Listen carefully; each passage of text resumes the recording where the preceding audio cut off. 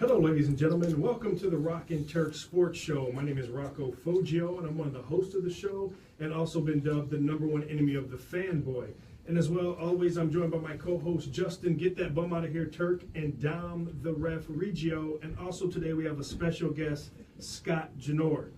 For our new listeners, we're a couple of former athletes turned coaches that will be bringing you the week's top national and local sports stories, and we'll be focusing heavily on the NFL, college, and high school football seasons, and discussing all the topics using our unique sports perspective and experiences that we've had as players and as now coaches. And as always, we get started with Rock's Rant.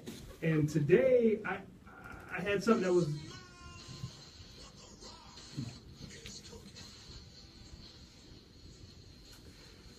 Well, today, our rant was, I knew what I wanted to talk about.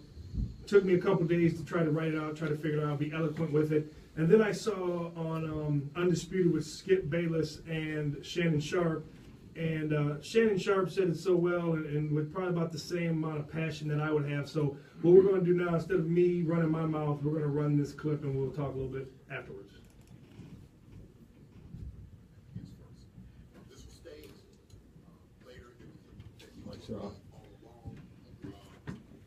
I thought you were pointing at me. Yeah, but y'all didn't break it down. That's how it's going, bro. Break it down after, I guess. No, I wanted to start at 107. So you pointed at me. I was like, already? No, I'm talking about this. Okay. I wanted y'all to edit to 107. It started at 107. No, 107, you started talking about Jerry Jones. That's right, that's right. This is at the 107 mark. No, this is the very beginning of the clip. 107 starts at Jerry Jones. He says Jerry Jones, and that's no more about it. Are you sure? Jay and I edited this. No, this is the very beginning of it. Okay. But it's cool. Tell me you want me to stop it. No, we won't run the whole thing. It's 5 minutes. Yeah, no. Okay. What are you guys talking about? I can't hear.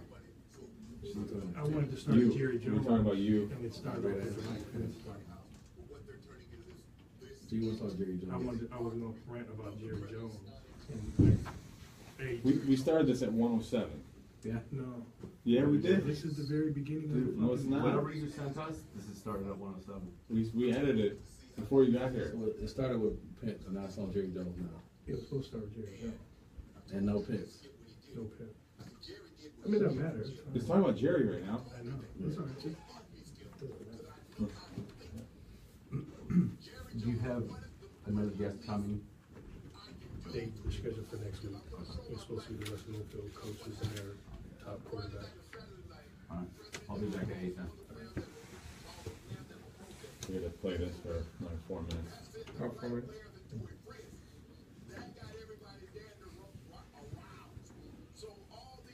Did you always have ink? Did you always have ink? Or did you just get that? I'm getting it done right now. You didn't have any before, did you? Yeah, no, not before. I had a little one that I'm actually covering up right now. And I got it when I was 16. I thought it was cool to get a bulldog and barbed wire in 1995. I realized I got old fast.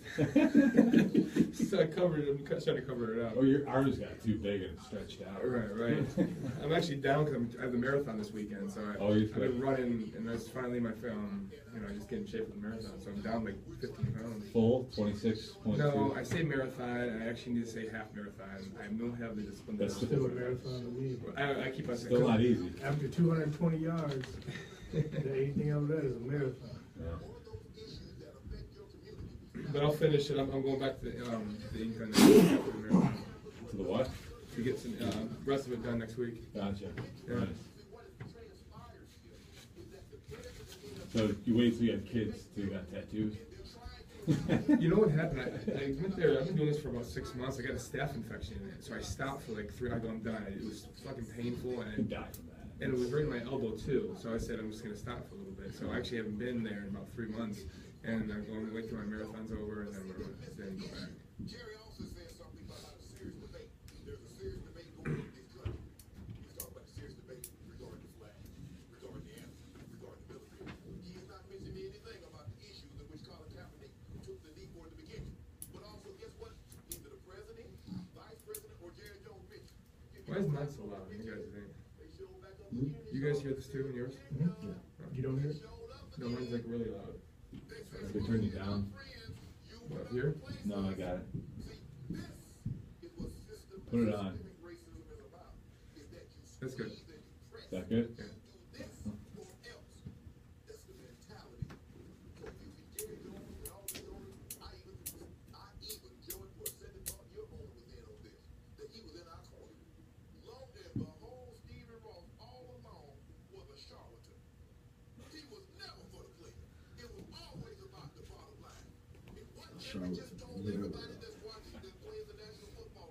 This is long, man. How long did you put this on? It was only supposed to be 4 minutes, but it's all right. The rant's usually 5 minutes anyway. We blaming you? Or we blaming We're not off schedule.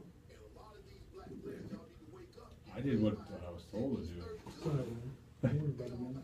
I It just said start at 107 was all the instructions. it's not in the world. Don't worry about it.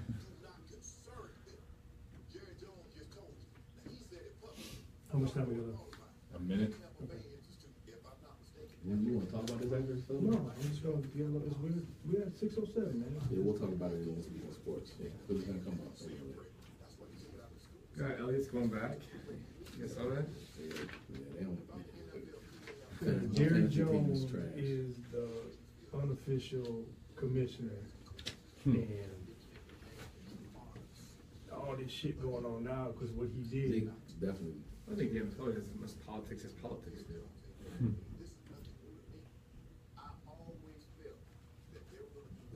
What we got? 30.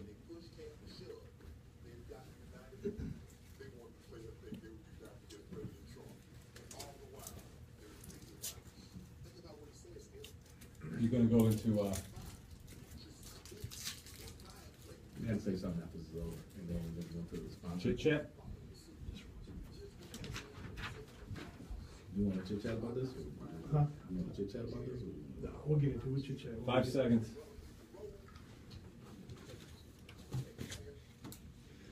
Hey, that was my rant for this week. That's how I felt. I think he spoke probably about as passionate, as eloquent as I could, but I wanted to play that. Better than you could. Oh, better than me? Okay.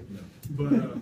But just want to let you know that today's rant was brought to you by Beirut Palace. Hey, sports fans, where can you find exotic and friendly surroundings, fine dining, and the taste of the Middle East and American cuisine? The Beirut Palace has its 4 locations, serves food just like a homemade meal in your own home. Hummus, salads of your choice, kebabs, and their famous shawarma sandwiches that are a great fit in any budget. So make your dining out plans and go to one of the 4 Beirut locations, and when in Royal Oak, stop by Beirut Palace at 205 South Main Street, ask for Mo, and tell them that you heard about the restaurant on the Rock and Turk Sports Show and get 10% off your meal. For more information, call them at 248-399-4600 or go to their website at www.beirutpalace.com. Do it today. What's up, man? I see this is gonna be. It's not raining outside, but I see today's show is gonna be real thick. That's kind of the feeling I had coming in here.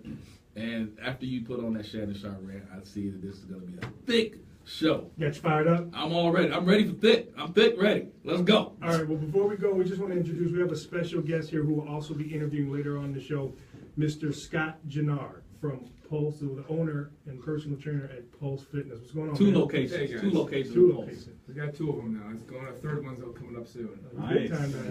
Excellent. 2 more months it'll be open. All right, you ready for this, man? Because we have people come on and we're going to get after it. So, and you told me you're good on your knowledge. So And I just peeped this. I read something on here, Scott. I don't like. I'm just gonna let you know right now. You from Purdue, I'll tell too? you later. No, I'll tell you later. But there's something on here I really don't like that may cause a problem in the show. Take it out on the table. Yeah, Bring it on, you guys. cannot wait Take for it out on that. that table. So, Dom, what's There up? we go. You hear me now, right? Okay. So you go on, coming back from Comic-Con, you super villain, superhero, chasing chicks. I love the last picture you put up. It was That was awesome. one of the greatest costumes I ever saw, man. My man from Big. Oh yeah. Oh, no, I thought you were talking about what I was talking about. What was you talking about? That you didn't see it. Don't worry about it. You know what I'm Paint a talking picture. about. How was New York? Paint a picture. New York was great. Come on, guys, paint a It's picture. Great convention. Oh, I had to drive. I had to drive through Manhattan and Brooklyn a couple times. That's not fun. You look at your GPS. It says 9 miles. I'm like, oh, I'm going to be there in a few minutes. That's not the case. Hour and a half for 9 miles. What, sitting in traffic or you got lost? No, I'm sorry. Wait, it says 9 miles left to go, and it's an hour and a half drive. Wow. I mean, Sitting in it's traffic 9. yeah, it's just go stop. I mean, I was out of my mind for the first day. A lot of obscenities and hands going in the air, and then I just got used to it. Do you take the subway while you're there? Yeah, I took the subway for the middle part, for the middle 3 days. Even with like all the comic books and all the boxes, what do you care about? I drop it off there for the first day. Oh, you can leave it there overnight. Oh, got it. Mhm. Come on, man, it's professional, man. It's not like I walking wouldn't leave up to my the- stuff, man. In New York, New York, Brooklyn, right. Chicago, Detroit. I'm not leaving my comic books. That's just me though. Yeah, no, but it was a blast. Man. It was a blast. It looks like fun, man.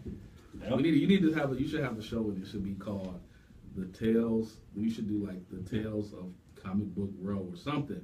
Write that down, Rocco. You know what I'm saying? Somewhere you just go across the United States and we gotta hear stories, but it's gotta be all comic book related. Like it's all gotta be character. Like I met a girl, Catwoman. Never mind. This might not be. This not Yeah. PG. You need to take that back to the drawing board. Yeah, let me take that. I'll run that up the flagpole of the Echo Network. See what Hey, well, since we were gone last week and we're back in full strength, Dom, and as Turk has already said, the show is going to be thick. So how can they get in touch with us today? Because you know people are going to have something to say. They can call in the Echo Network at 248-721-8570 or get a hold of the boys at Rock and Turk Sports with a Z on Twitter.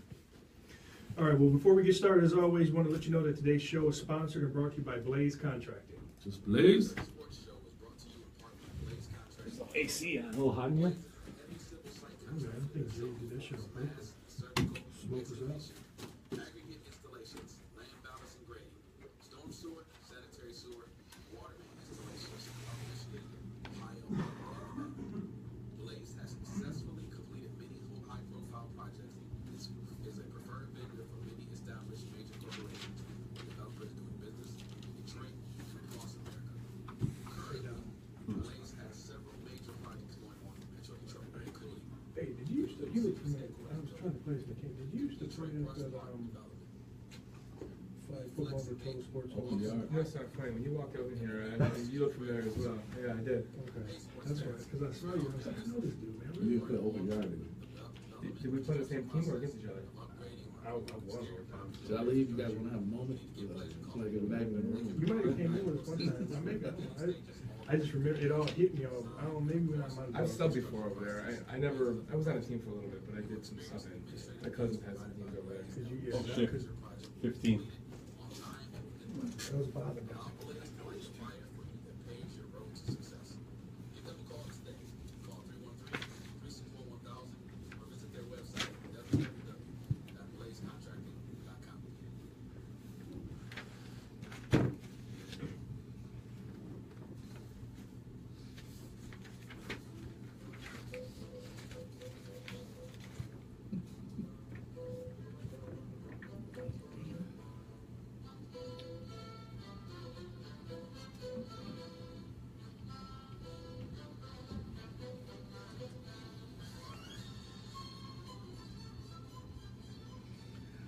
Well, it's time for This Week in Sports. Like I said before, this show, I think this show is going to be a little thick. It's three of us today. We got Scott in the building, Rocco, Scott. First topic at hand. Jamel Hill suspended 2 weeks for her tweets about Jerry Jones. Is ESPN right or wrong? Who wants to start? We'll let the guests go today, or you want me to go? Go ahead. Okay, because I'm about to Get it started. I'm thick and I'm upset about it. So basically, Jamil Hill was suspended in last week, if you didn't know, because she made some comments after Jerry Jones' comments that if any player kneels, then he's either going to be cut or he'll be suspended. So when that all came up, she said that, hey, people need to start thinking about it's not on the players, it's on you as fans. And that's really what she said. And it maybe was implied. She never really ever said boycott the sponsors to the NFL. Well, you think about this. When she said Donald Trump was a white supremacist, which I feel, if you, in the grand scheme of things, if you want to look at it, you can say that's more egregious, right? Because you're calling out something that you don't know is a fact or not. And she got a day or two, I forgot what it was. And now she came out and basically said, if people, you want things to change, the power's in your hands, and implied, boycott their sponsors. And all of a sudden she gets 2 weeks. So that just looks to me say is, the NFL ESPN is looking to protect their pockets because Disney's hurting, their stock is down, ESPN is the main drain on it. They've already let go of a bunch of employees, and now some of those same sponsors that she's saying to boycott are sponsors of ESPN as well. So I know I argued with some people on Facebook. I had a good conversation with a fellow, and he was just like, "Listen, bottom line is it's still a business, and they have the right to say whatever." But on the flip side, what they came with was that it violates our Twitter policy. But they're very vague and sketchy on what that is. And to me, I would guess anything you say would be volatile or obscene or something like that. And she's just stating the facts that are there, and then she gets suspended. So, in my essence, right ESPN now, I'm was saying wrong. ESPN was wrong. Scott, what you got? No, I agree. I agree with that too, and I think a lot of people need to realize how the power of social media these days and how many people view that too. And with that said, I agree that ESPN was wrong with that. You got to give people the freedom, and this goes down to everything else that's happening. Give them the freedom to say what they want to say. That's what social media is for. Wow, I'm gonna be the bad guy here. No, really, I am gonna be the bad guy here, and I gotta explain why. I am totally fine with what ESPN did. This is why, because when Jamil dropped the hill about the white supremacist thing, I was like, whoa, Jamil, you're probably gonna get fired on this. She didn't. But remember, hold on, before I just want to, when you get in this, it wasn't on air. All this was over social media. But social media is worse than air, in my opinion. I think you can yell stuff that you can't write on Twitter. Okay. I think you're better off yelling it. Okay, so she said that. Strike one, apparently. Strike two, I read the tweets, and in a roundabout way, she encouraged people to not support ESPN. I totally agree with her stance on it, with the Cowboys, indirectly not support ESPN. I totally 100% agree with her stance. I am for saying, hey, if you have a problem with what the Cowboys are doing, you need to not support them. I'm totally for that. But anytime that you're going to be in the opposition to something, you got to have something to lose. Right. For it to be something that you got to believe in, and for it to be something that you hold near and dear to your heart, you got to have something to lose. Jamel Hill getting suspended was probably the best thing that could happen for this interest, because now you've got a bunch of guys at ESPN who are disgruntled about her being suspended, who are looking at what's the next step. Where does this go from here? But now they have something to lose. And until you have something to lose, you can't be 100% certain about what you're passionate So about. let me ask you a question, because you say she went a roundabout way to not. Man, I know, but you going a roundabout way is that you are agreeing with ESPN because of what's going to come is eventually going to. So it's not like you're agreeing with them. You're agreeing with them because. I'm agreeing with them. They had to suspend her. Okay, but you're happy because you know. I'm very happy they suspended her. That's what's going to be needed to take this to the next I level. think they had to do it because she's biting the hand that feeds them, and indirectly she told people not to Right. listen. It would be no different, if I worked for Burger King and I went out and was like, you know what? If you don't like fast food and you tired of being fat, you need to stop eating those burgers and those fries. And Burger King came to me and said, you know what, Turk, you tripping. You need to go home. No. I'm like, I didn't say Burger King, though. Same principle to me. But if my end result is that I want to get people to stop eating burgers and fries, I got to say it, right? I got something to lose. I'm saying she got something to lose. But I totally agree I totally understand why ESPN suspended her. And I don't have anything. But here's where my issue is, and it's because you're educated. You're educated. Most of this country is all rural land, right? And it's a lot of people who aren't bright or don't have the best education. So a lot of what they follow is what they see and what they hear, right? That's why Donald Trump is so popular, and people are hurting, right? So the thing but in the outside looking in, she has an opinion about something, right? And roundabout way or not, she still didn't say she didn't specifically say don't go to the Cowboys, don't do this. But she gets punished for speaking her mind, but Donald Trump has said on many occasions, fire her, get rid of her, ESPN, making all these comments. So my thing is, and because what it does is now you're suspending her, just like, and we'll get into about the NFL stuff, you're basically falling into his trap. Whether you did it consciously or subconsciously. I just don't think that we can use Donald Trump in any scenario about how we should view our workplace or our lives. I just don't think he applies. I understand it, but I'm just talking about this specific because it covers. It's not like this is something that's outside of. I mean, Kirk Schilling got what did he get fired? But he said they gotta have some consistency with. Yeah, exactly. It's like I'm just saying. And look, if this is gonna be something she believes in, you don't want people to think that it's some bias in the beginning by ESPN, right? And ESPN didn't want to suspend her. That's Disney. That's a very, very progressive liberal. They're very liberal. Disney is very liberal. So you know the last thing they want to do was suspend a black woman for going against Donald Trump. But they had to do it. And I'm fine with that. It's ESPN's not a political show. Disney is. I mean, okay. I think it Why is. is she talking politics? I was Because it's in sports. Because we're talking politics today, but we don't ever talk politics. Right. But it's because Well, it was still sports related. It wasn't sports politics, it related. was sports related. It was specifically about Jerry Jones and the Cowboys. And okay, so I But was. her Trump comments, but what we're saying is those things she was said were in her free time on her social media. Now, Her yes, social media is Yeah, but she's a ESPN. public figure. I understand that. Yeah. I It ain't, this understand ain't her private Twitter. This is her ESPN Twitter. And you gotta know when you're in that position that people are following you. She has to have Right. millions of followers. She did, So but she wanted Yes. something. And she from the D. Exactly. You know, hey, we ain't scared. She from the D. We got her back. I'll be honest, and hear me out. Jamil, come on the show. Tell us about it. I'm a little disappointed she wasn't fired because, hold on, I thought she'd be lonely and want someone to cuddle with, and I could be there for her. But so she was just suspended. Jungle You fever. got You got man. 2 weeks. I mean, you got I 2 weeks guess to so. work on it. All right. Let me make a call. Oh, wait, She two might still be weeks. lonely. Turk, Rock and Turk Sports, we always break exclusive, right? Exclusive. We have Do you got a little jungle fever? Jungle fever? Jungle fever. I'll take Jungle, anything, jungle Rocco. fever. I can't break it down like that.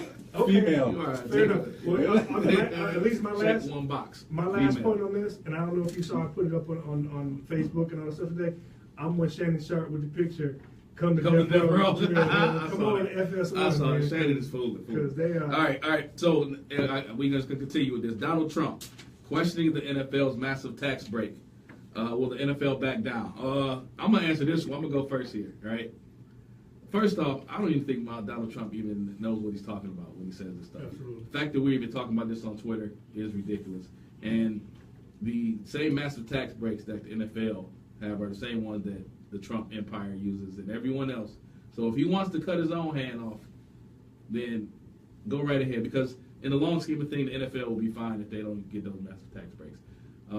It's very obvious that money is a contributing factor to some of these changing of opinions by owners, Right. which I've always said. And let me go back to one of my earlier shows when I talked about people boycotting the NFL and why I said you're wasting your time because these guys are not about morals. This is not a moral division for them. This is about what's the bottom line on money. Am I going to lose money for signing cap, or am I going to make money? I'm losing money. I'm not signing cap. These guys don't care about morality.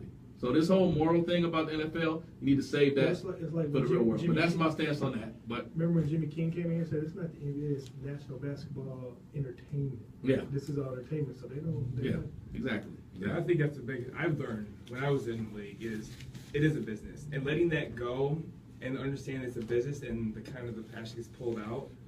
You're right. At the end of the day, it's a business. They don't look at the it's politics too in a way, but business is what pays the bills. It what gets what they really want. Yeah. I think that's a good point because when you grow up playing the game, you don't think of it as a business. You think of it as fun. You're playing with your friends in the backyard, and you're making fun of each other, and you're doing that to get away from school and your yard work and whatever your parents make you do. And then all of a sudden, it's like you can't act like that anymore. Right. You can't act like these are your friends, and it's like what? I think that's the hardest transition is for college people to make. Yeah. Is that you got the passion? Yeah, you hold on to it, but you got to remember, it is a business, and that's what they're there for. And everyone's getting judged as the coaches are being judged for those players they bring in there. They bring the wrong players in. The business, Bottom line, they're fired. are you winning or are you getting fired? It's a win-loss. You're getting fired. That's It's it. not college. It's win-loss. And I know we gotta get to the next one, but I wanted to bring this in because there's always an angle with Donald Trump, right? Like Turk said, all these corporate companies. Here's the thing: from what I'm understanding, the way I read this through a lot of research I did during the week, he's got a grudge against the NFL before any of this happened. Because here's a couple things: USFL, right? Now, it started in the '80s. He wanted to. They played in the spring. And he wanted to, him and some of the others pushed it because they wanted to compete with NFL. When they got in there and they couldn't compete, and they started losing money. Him and the other owners sued the NFL antitrust lawsuit, and they won. They won $3, right? So then in 2013, he started banging on the NFL again about changing all the rules for safety and all that type stuff, and people like get out of here. Then I think this is why he's burning up. He went to he tried to buy the Buffalo Bills in 2014, and he got beat out by a local dude that's not half as rich as him, right?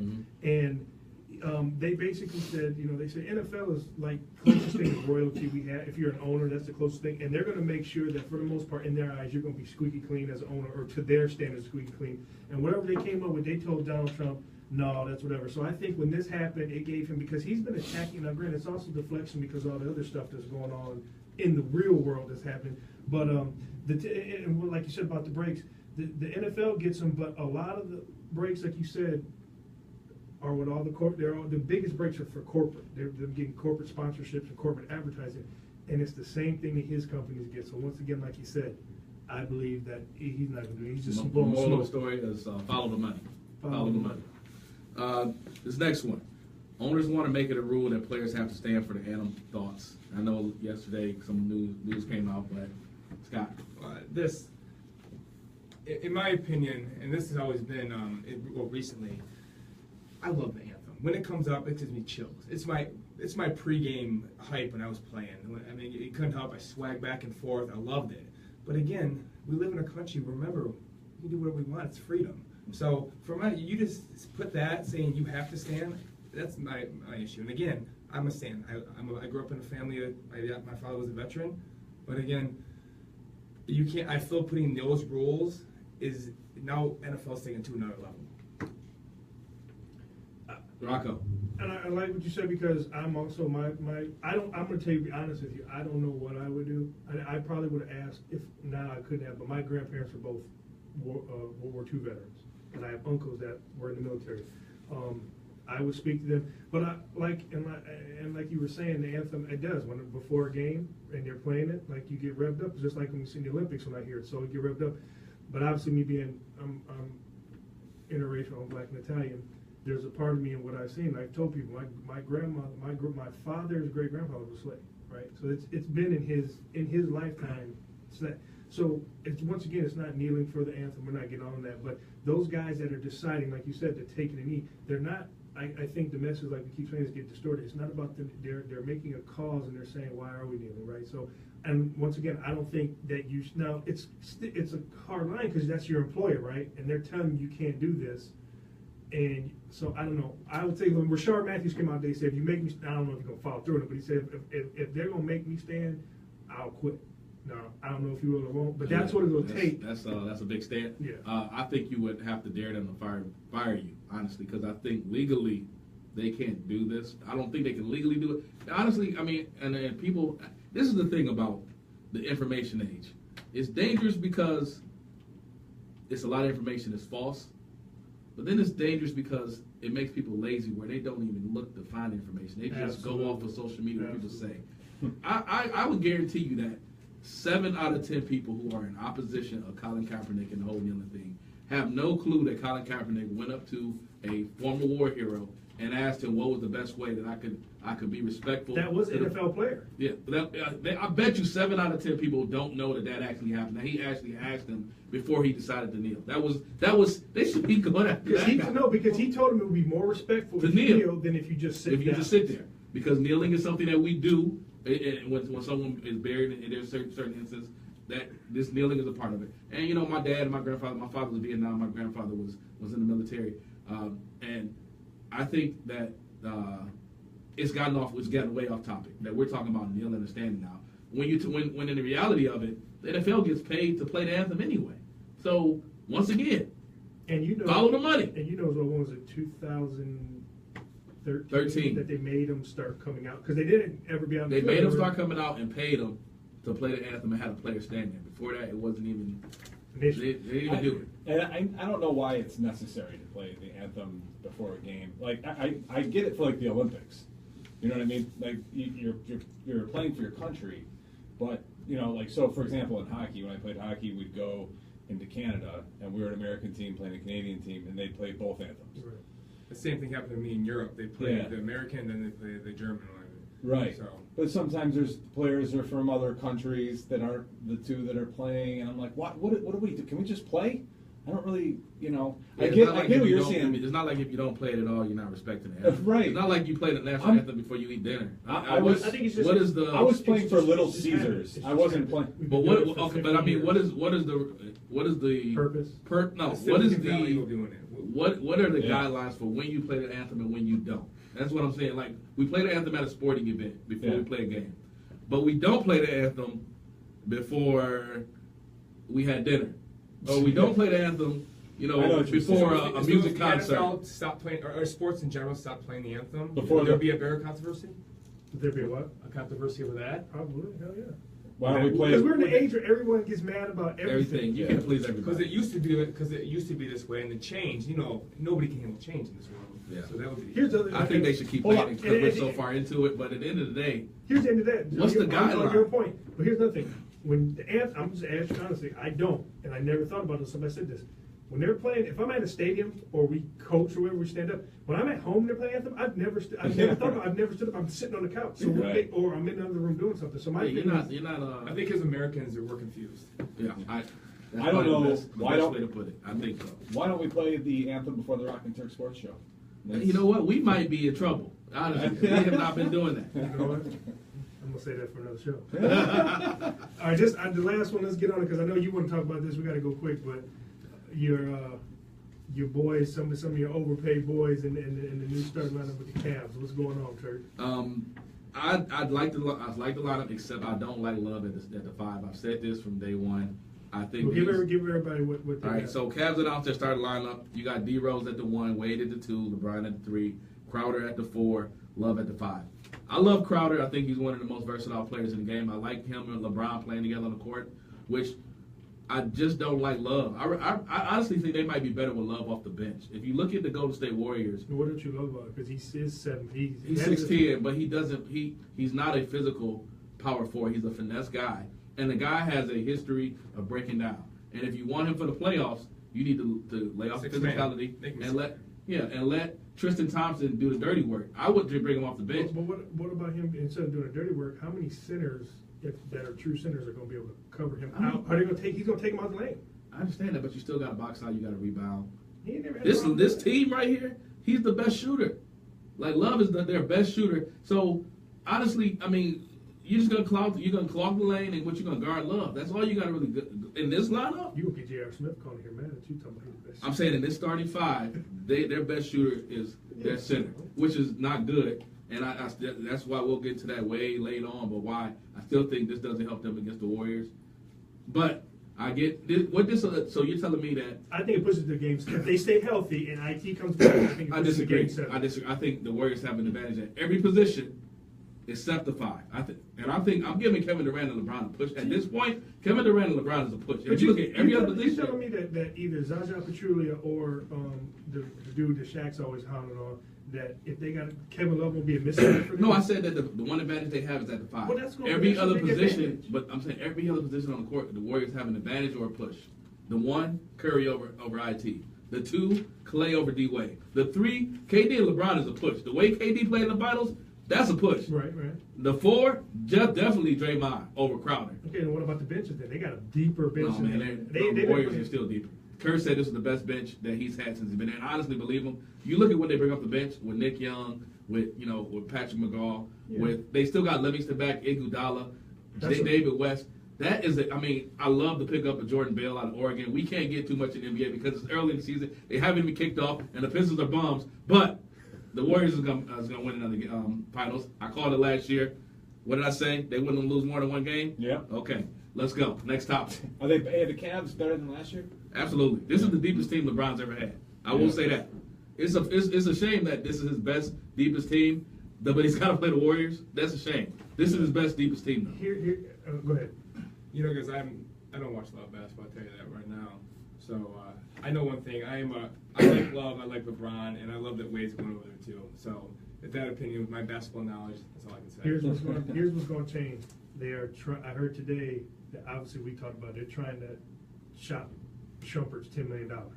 Yeah. And also, Channing Frye is making something like $8 million. Yeah, he's making 7, 8. So if they can, I don't know if he'll get rid of it, but if they can get Shumpert out of there and get something in there. Dude, if you're gonna trade Shannon Fry, we said it too much time on this. I didn't say trade Shannon. I said trade Shumpert. If you put Shumpert in the trade mechanism, man, it would poop, poop, poop, poop, poop. You know what you would get out? Firewood. Anybody who might want to be picking up expiring contract. You never know. They're always trying. Yeah, but why would you trade for a couple years of Shumpert to give up an expiring contract? He's not a plus player. I thought Shumpert's contract is over this year. No, it's not. Oh. He's got 2 years left. 2 years old. I don't know, but they got to get out there too much money. I stopped watching basketball when Isaiah Thomas stopped playing. I mean, that's one of my favorite players. Yeah, You know, I'm saying. if Alex Smith was here, he'd be like, he'd cry. But that's his guy. Another BR alone. Let's go.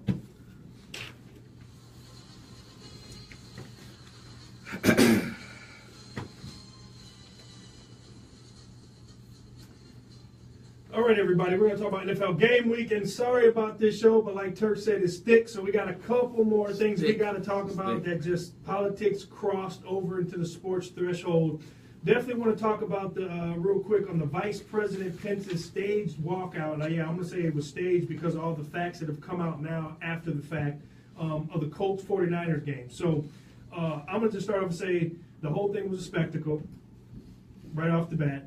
And then what really got me going was later was found out that he wasn't going to be there any for a while. He flew from Vegas to show up at the game, and he was going to leave 30 minutes after he was at the game. And then, so obviously, So he told him to keep the play hot. basically, All right. because he had an event or something that he had to get to in LA. Yeah. He And just wanted to so- show up so he could leave. And everything was okay, fine. That's okay. And if he wanted to get up and leave, that was cool. But then his boy screwed everything up and said, "Well, I told him to do it, and I staged it, whatever." So, and his boy is the moron in chief that we have. Okay. Oh, I didn't hear this. Donald Trump came out and said that he told him to go and leave. Yes. There was a tweet out that he, or a message either No, way. he basically told him that was if they fine. kneel, leave. Yeah. Oh my God. But he wasn't All right. staying at the Okay. game anyway. He was leaving. So, and he knew. And the other thing was, you're going to a game where the 49ers have had someone kneel every game. Of all the teams to go see, the 49ers. No, he was from I'm just the saying. cover was because Peyton Manning's statue was being erected, and he was the governor of Indiana. So that was the guy. Pence ain't been to a game in 3 years. I know that picture. One of the pictures they tweeted out on his tweet when he said he was disgusted was that picture from 3 years ago. Yeah, 3 years ago. So that my whole thing is like, now and okay. And here's the other thing: that was a protest. So you're mad at the guys for protesting, but then you just protested. Ding, ding, ding, ding, ding. So that's I just had to get that out. That's my thing. I'm so mad that you're protesting. I'm protesting your That protest. sounds like Trump was behind it the whole way. Yes, yes. But the thing is, can't you hold your water, right? Okay, everybody might have been on your side, but as soon as you say, "Well, he did what I told him to do," oh, he was a puppet, and you just bullcrapping now. So Yeah, this is the whole thing, and this is, I know we can't get on it, but this is why social media is out here. It's out here making us crazy because if he leaves the game and we hear about it, okay. But the fact that he leaves the game and tweets, "I left the game because X, Y, and Z." Now it's this big fight. as I'm flying to As LA because I got an event Twitter that I got to figures. make. Pence couldn't the plane. He didn't even have a seatbelt on yet.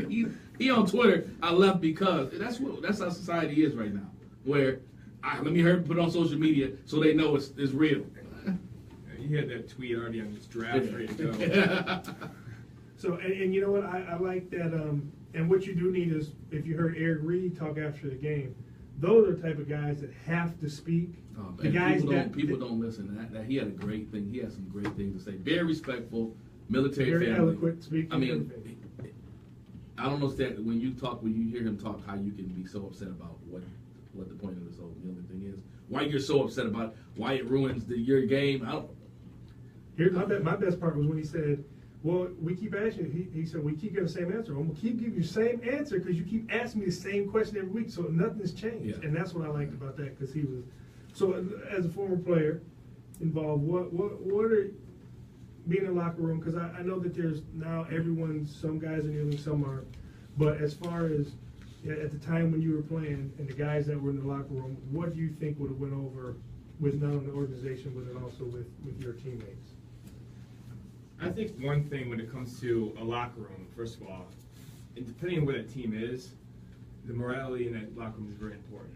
And I think with where this topic is, I would hope, and again, I'm talking about 15 years ago, is people are going to do what they're going to do no matter what, especially at that level of their career or that level of business. So I think people are still going to do exactly what they're going to do. So in my opinion is, I don't think a whole team's ever going to kneel. Again, there's so many different views on this topic. So, I mean, that's my say with that. Is I don't see that it's going to mess the morality up. I think it's mostly just going to be personal. This is personal stuff. Yeah, and I think what you just said, as a locker room, especially if you're a good team, you're tight knit. It was you've got- 110 players. Yeah. They're all going to agree. But I mean, if a guy takes a knee and he says, and I understand, like, oh, let's just say you took a knee, right? And I did, and I'm like, well, he's feeling what he's feeling. I think as players in a locker room environment, family atmosphere, no one's going to look at anybody and say, oh, you're a bum, you're this, or you're that. I just think everybody's like, hey, let's play the freaking game. Yeah, I think at that level, you kind of have a respect for people and what they're standing for, but I think people have to be clear. What are you standing for? You know, it's been messed up by social media. It's not about soldiers, it's not about that. What is the topic? And that's been messed up the most in social media, and why people are getting it twisted. What hasn't been messed up, it is a topic that is uncomfortable that some people don't want to talk about. And so the best way, like in anything else, is to deflect. And this is, and as black athletes in notoriety, this is what you want from your black athlete. This is what Muhammad Ali did. I mean, I guess this is what Jim Brown did. These guys, this is what they're trying to do, and now we either have to stand beside them and let them do it, or you're going to have to use physical force to stop them. I think that's the only two ways. But it doesn't help that, you know, if I kneel, who's going to see it, you know? You want this to be something that people pay attention to. Well, that's what Shannon Sharp said. He said, if you're in your hood or you tell them about go to your area and do it, well, if you're doing it over there, ain't nobody looking, nobody paying attention, so it doesn't get There's a lot of stuff that goes on in the community that people don't have a camera on. When the camera's on, I mean, Jerry Jones showed you how important it was, because when he locked arms and when he kneeled, if you look and see the video, he said, hey, bring the camera over here, make sure you see me doing this, because he knew that was powerful. Right. He knew that people was going to watch, see the camera, see him say, wow, look at Jerry. I think Well, if the camera don't see it, then it doesn't I happen. think it also shows how the NFL, in my opinion, is the American sport. You know, baseball used to be it. So you put it at the highest platform in America, the NFL. Everybody loves the NFL. That's 17 weeks plus the playoffs. You have the biggest ratings. You have everybody watch Saturdays, Sundays. That's what they're watching, football. Mm-hmm. So when Colin did that, he knew he was on the biggest platform in the world, in my opinion. And it was going to be seen, and it was going to be a statement. It was going to be exactly what it is right now, controversy. Yeah. And He did it. Exactly. He's backed it up. He's donated millions of dollars of his own money. We're not talking about a guy who has not backed up when he started. And I think he knew there was going to be something like this. That he's not working right now. Yeah. He was willing to give that up for that statement. Yeah. Great for him, and that's why America's so amazing, because you're able to do that. And here's something in perspective, and I'll let it go. I like what you said, because when he came in, the same thing. Monday, I asked him about, you know what's going on? He's like, I watch sports Monday, Thursday, Saturday, Sunday. You know what I mean? So everyone, so they, like you Tuesday, said, Wednesday, I don't care. And Fridays, I don't it's care. my days off. No, but It's on at the gym, though, right? On silent, by the way. On silent, okay. this whole fiasco, this stand up, get up, leave, all that flying back cost $300,000 taxpayer money. Which is amazing. I can't. Colin Kaepernick has donated to this point $930,000 to specific causes across the country and the world. So he's putting his money where his mouth is. You just spent $300,000 on a 30-minute stunt. So I'll leave it at that. That sounds about right. All right, next we got this, and it's obviously it's a short thing and kind of plays the same thing. Tennessee Titans. Marcus Mariota pulls his hamstring. He's out for 3 to 4 weeks. So his backup is Matt Castle, who number one isn't a fit anyway for that system. But okay, he's had NFL success and he's been in there. But when he gets hurt, they decide, okay, they put up a list of guys to sign. So when I saw it, I said, hey, this is no contest. You got Kaepernick, he's mobile, perfect system read fit, option, and it'll keep you in the game. Pistol, right? shotgun, it made a lot of sense. Right? So I'm like, okay, and I'm looking at everybody else in there, and I'm saying, okay, there's nobody else with it. So I'm like, okay, he's going to get signed. Cool. Brandon Whedon is your next quarterback. And then the crazy thing was Matt Castle got hurt in that game, and he was out for a while. And I'm thinking, like, you bringing a guy who's a statue, who's never had any success in the NFL, and he's going to be the guy that's going to help you. Backup, you just want to go 500, right? That guy's not going to win a game. He's had his opportunity with the Browns, with the Cowboys. And when he was, if you thought he could play, when he was behind the best line with the best running back, and he got in there, Brandon Whedon was awful. No, it wasn't Zeke. It was before Zeke. But he had a good team. What's his name? Zeke's backup, dude from Arkansas. He had McFadden. But they had a good team, and he was awful. So enjoy Tennessee. But you know what? I don't think Nashville's the place that Colin Kaepernick's going to be. Welcome back to the league. Not saying I love Nashville, but you're talking about honky tonk land. Honky tonk land. You're talking about the center of America.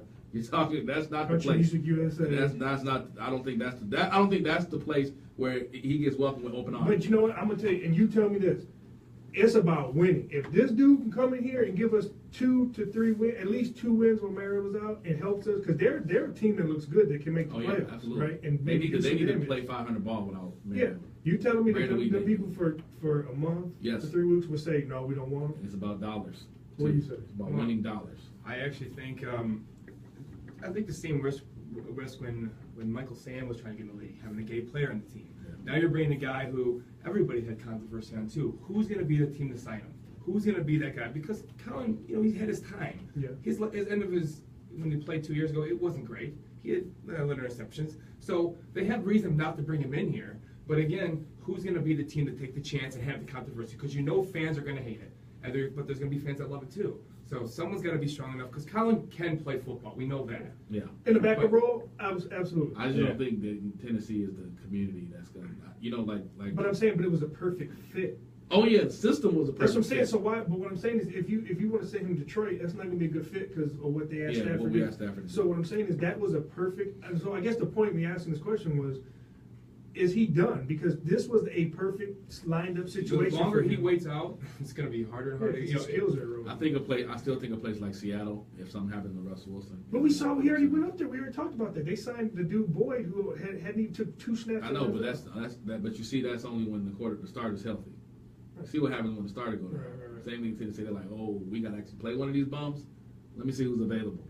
How often does that happen? Where you got some backup you got like experimental players, like those guys that may turn into something. Those guys, But then the starter get hurt, and you like, oh, we got to go sign They got the somebody. best job. $1 million, sit on the bench, just so people know we have a backup. Exactly. All right, well, that answer. So here's the next controversial stuff, and now we can get into just talking sports. All right. So there was a rash of injuries. Like probably it hasn't been a while since we've seen top-notch guys get hurt and go down. So I'm gonna go through the list and You got Haloti on that list? Yeah, I got you. Haloti? And J.J. Watt hurt me so bad. Oh man, that hurt me too.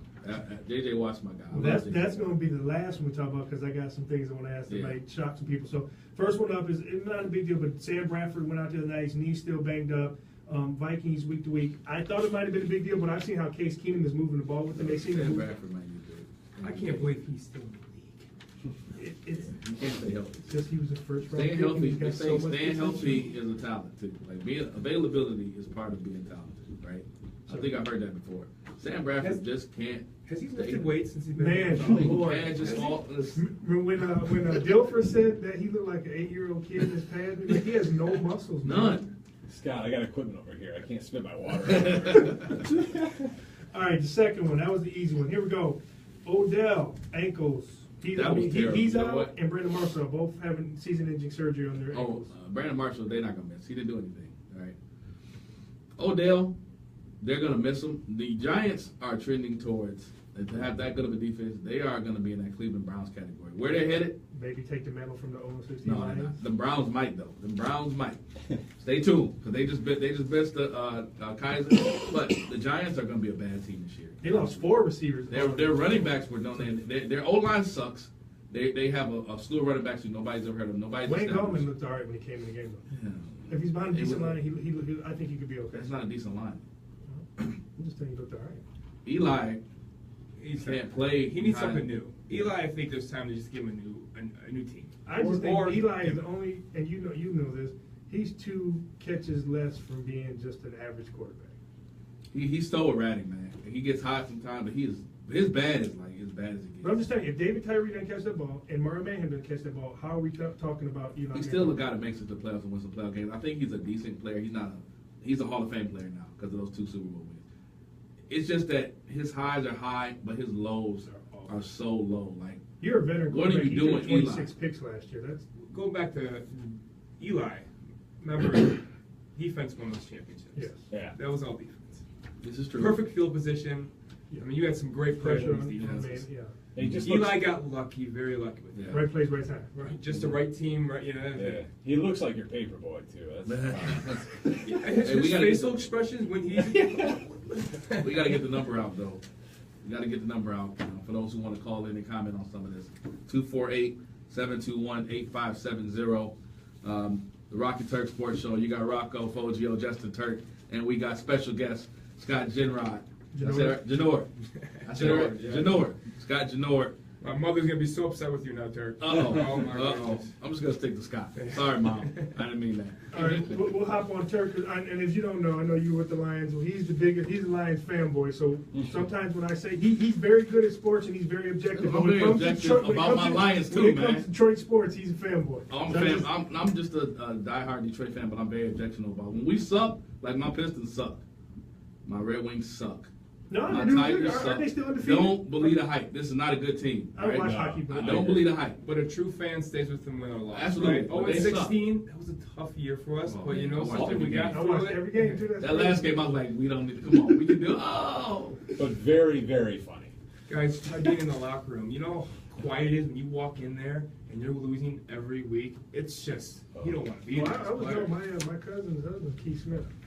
You know Keith Yeah, Smith? he was a quarterback. Yeah, Yeah, he was- I came back actually in with him. He He came did? from Grand Valley or No, he- State?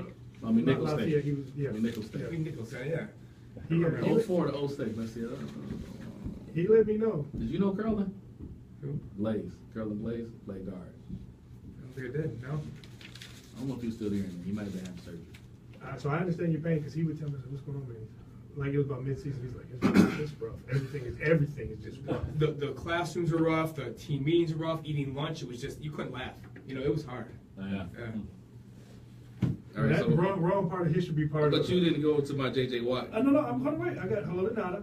I want to get your Lions. That's why I brought the Lions. He's out for 4 months. He had a bicep So surgery. that's a big injury for the Lions. That's big. But They can overcome it. Caldwell said, I don't need you to be a monster. Just don't screw up. That's all he basically said. Tyler Eifert kind of since he's hurt his foot in the Pro Bowl. It's a shame that he got hurt in that Pro Bowl because he was a very good player and he's been just downhill ever since. That's one that could have been a very good tight end. And that's why if I'm an owner, if you don't want to go to Pro Bowl, I'm fine with that. Yeah. Actually, I'll give you a couple extra dollars not to go because there's nothing to it. So, and he's out for the season with the back. Now, as you all saw the Monday night or the Sunday night game, it was first play. Whitney Merciless went out. He ended up having a torn pec. He's done for the season. And then J.J. Watt went out with that. It basically looked like a non-contact injury. That's kind of the heart and soul of their defense, especially them getting after the quarterback. And they're both out for the season. So I guess I said controversially, is it time to trade J.J. Watt? Ooh. And the reason why I say that is because, and we're going to touch in your arena of sports performance is.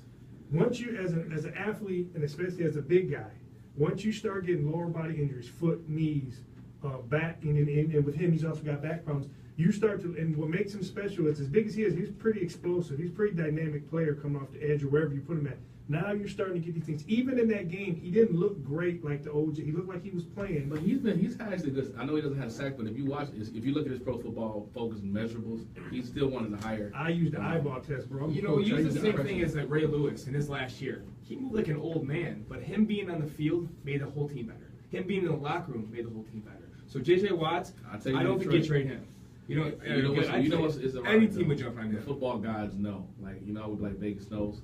Football guys know. So I looked up J.J. Watt's contract, and he signed a 6-year, $105 million deal. After 4 years, they have a out clause that they cut him or trade him. They only have $6 million in dead money. Have paid him $58 million. When do you think is his fourth year? Next year. This year. This year is the 4th year of that deal. Rick Smith, the guy who recruited me to Purdue, he's a smart-ass GM. This 2018, once free agency starts 2018, this is the year they have an out clause to get up from under his contract and not owe him the last $40 million and have $6 million in dead money. Well, that makes my talk even more valuable because I didn't know that. So you got You got 1 week left to trade, right? No. This is after season. You can trade him after season's over. That's the dead period. When the season's over. Well, so back to the major question: Would you trade him? Because their window is small. I mean, Deshaun is making it open up a little bit. Their defense is starting to get old. Their back end starting to get old. They're starting to get. I think that with Clowney, Watt still on this side of 30. But they're good. They're good with Simon. They need to get rid of Cushing. I would say Cushing need to go. Yeah, they're going to not Watt. Cushing can't even stay on the field. Has it been determined Watt's out for the year? Yeah. He's done. He's having surgery. Him and Merciless are both done for the year. So that's a big blow. Simon when he comes back. Watt's gonna have rehab. Have he ever played a full season, Watts? Before his back, he always played a full season. For that back injury 2 years ago. Last year he missed a couple games. He started the season on PUP. Did he start on PUP? Last year after the back. So before that he hadn't missed any games. So yeah, it's been a rough year. But I mean, my man just raised $35 million for Texas. What you want? You want me to? If you trade me, I'm like, man, give me all this money back. I'm taking it with me. It's 35 that I gave y'all. Coming to your house, taking all this money wherever I What go. they got to do with the people? They didn't want them to go. I'm sitting here. What I said, I wrote around here. Cut your losses now. Get value to trade with player and picks. I just think sometimes when you're talking about star players, it's hard to equate value. You know, like I mean, let's say that you got J.J. Watt is a Hall of Fame player. So let's just say you got a first round pick. Let's just say hypothetically, you got a first and a player. All right, what's the odds? Depends on who that player is. Okay, I don't care who that player is. Unless it's a Hall of Fame player, what's the odds that what you get in return is going to equate to a Hall of Fame player? Depends on what I need and where it gets. If I get a guy who can help us win the Super Bowl that year, and he may not be a Hall of Fame player, it's well worth the trade. If Watt can't help you win a Super Bowl, then Well, he can't It hasn't help been you. a, it hadn't been a Can't help problem on anybody. defense. It's been a problem on offense. So they need to. I hammer think down Deshaun that. Watson is going to be very good. He's got Yeah. the weapons are very good. And they got some good pieces on offense. But what I'm Biggest thing they what can do I'm is telling get you him is left he's becoming the old hobbled guy, right in front of our eyes. How old is he right now? 28. I mean, I'm not saying I'm not Yes. saying he's old. Like I'm saying his body is old. He's taken a lot of like Yao Ming, or to worry about Kevin Durant. They were worried. Once a big dude gets a foot injury, has problems with ankles, they were worried is Kevin Durant going to be the same. Now, granted, he's a little bit lighter, different Yeah, he's sport. lighter. But the problem is a big dude, lower body injuries, and you know that it takes its toll. Watt is such a physical freak, though. I mean, he's put But he's together quick. his He's core. quick and he's explosive. That's what's made him special. If he's an average get off now, I don't know, man. and His power, he's powerful too. That's Though. fine. You're saying if he lost that power because of the Not the injury. power. I'm He saying, keep the you power, don't, but you if he don't think doesn't have Watt, the you other don't things- think instead of playing a 5 technique, which is what he plays in Houston, you don't think he could play a 3 technique? It doesn't matter. He still, if he doesn't have those gifts that made him special in the first place, then he just becomes an average But player. then he just need to retire. Then you make it I sound didn't like say my man is chopped retire. liver, man. I just said if I can get value for him now at 28 years old. What are you gonna get in I return? don't know. You act like he's not as good as he. So what is somebody gonna give you in return? Well, you get $40 million saved, and maybe Boom. you get a first-round draft pick, or maybe Boom. you get, I don't think you're gonna get a first. I was being maybe you get a hypothetical. running back besides Lamar Miller. I think. The Boom. running back I is. was saying tackle with the biggest need. You know, there's things out there, but again, Oh, I a think corner. his strength in the locker room. Again, I don't know that. I've never been in the I'll locker room. take him to with Detroit all day. If you told me I had to trade, That's what we are. We're the Look, graveyard of great players. if you came to Detroit and said you can have any combination of players on this team, not named Matthew Stafford, because you can't win without a quarterback, I would say Stafford is probably the only one that I say I'm not trading you for Watt. And if you don't have a quarterback, even if you got Watt, That's fine. that shows you are horrible. But I would say I any would player, sacrifice any player on our roster. maybe not Taylor Decker. I needed the jury's still out on him. Maybe not Taylor. But For anybody an else- older Watt, but I'm saying most of the roster, I'm Gone. like gone. Him and Ashawn Robinson and Ziggy. Like, I'll we take gonna talk that. about Ziggy. I'm about 85% sure I would not re-sign Ziggy, Right. and I'm 100% sure I wouldn't sign Ebron. But let's go. Right, All right, did well, you, Ebron. Wait. Is there a topic on Ebron today? Because I got a whole bunch of stuff. Well, I'm gonna bring How many it up. passes did he drop this weekend? Really? Well, here's the thing. They Daniel argue- Fales they is argue. leading him in receptions and touchdowns and yards. A blocking tight end. Yeah. And he's making like $8 million a year. And then you saw the tweet I sent you talking about y'all don't know the whole story. But you can catch the ball, bro? I was at the game. I watched you drop all the passes. Man. Rocco, did you say the Lions were a graveyard of great players? They come here. Stop hating, man. Like No. Dre Bly. He got here. Yeah. Trey Bly was not a great player. You He know was a what? great player in St. You need to St. stop Louis. with Was this he not good in propaganda. St. He was Louis? not a great Was he player. not good in St. He Louis? was an okay player. Was he not good in that He was cover two? okay. And said, y'all brought him here to run man, and he couldn't run man coverage. And He made the Pro Bowl here, first of all. Number one. So he had a It's couple easy good when you years. make. No, hold on, let's stop. I know I'm Next- down the ref, but that's what I Stop wanted to the happen. propaganda about the Lions, Here we go. man. Here we go. Stop it. We got- all right? so we were talking new about team, the new Lions. coach, new era. Stop it. Hold on, man. Just we run. Hey, I want to get through this because my Blip favorite- on the radar. I'm about to Hold throw on, this. listen. I'm gonna throw this whole sheet. In. I'm trying to say The Lions are 5 points away from being undefeated, and I gotta read a Lions blip on the radar. Hold on, man. Let me get through this. Atlanta got their ass whooped at home by the Buffalo Bills, and I gotta sit here and read this. The Lions a blip on the radar. Cam Newton is one of the best players of the best football in the NFL, but the Lions lose, and all of a sudden we got all this doubt. Man, stand up, line up. Let's go. All right, I'm done. So I want to get through this because he was running down my favorite segment. All right, here we go. What I'm saying is the Lions lost. Are they a blip? Is it a blip on the radar or a sign of bigger things to come? My thing is, It was a leading question, Turk. A leading question. first of all, and to get back to your point, of Oh. course Atlanta lost to Buffalo when 3 of your receivers go out the game. You ain't got nobody left. What's going to happen? Well, the There you Lions go. are missing Galladay and Decker. Okay. Well, here you go. Listen.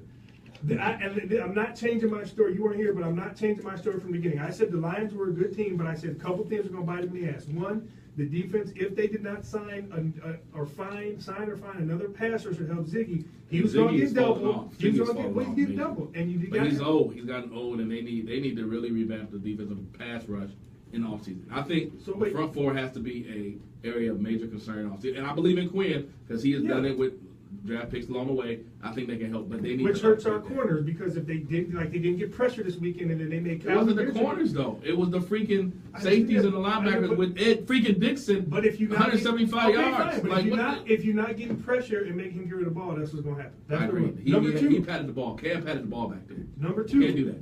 I said on offense, and we've argued about this. I do like the running backs, but we don't have that guy, and it's still football, right?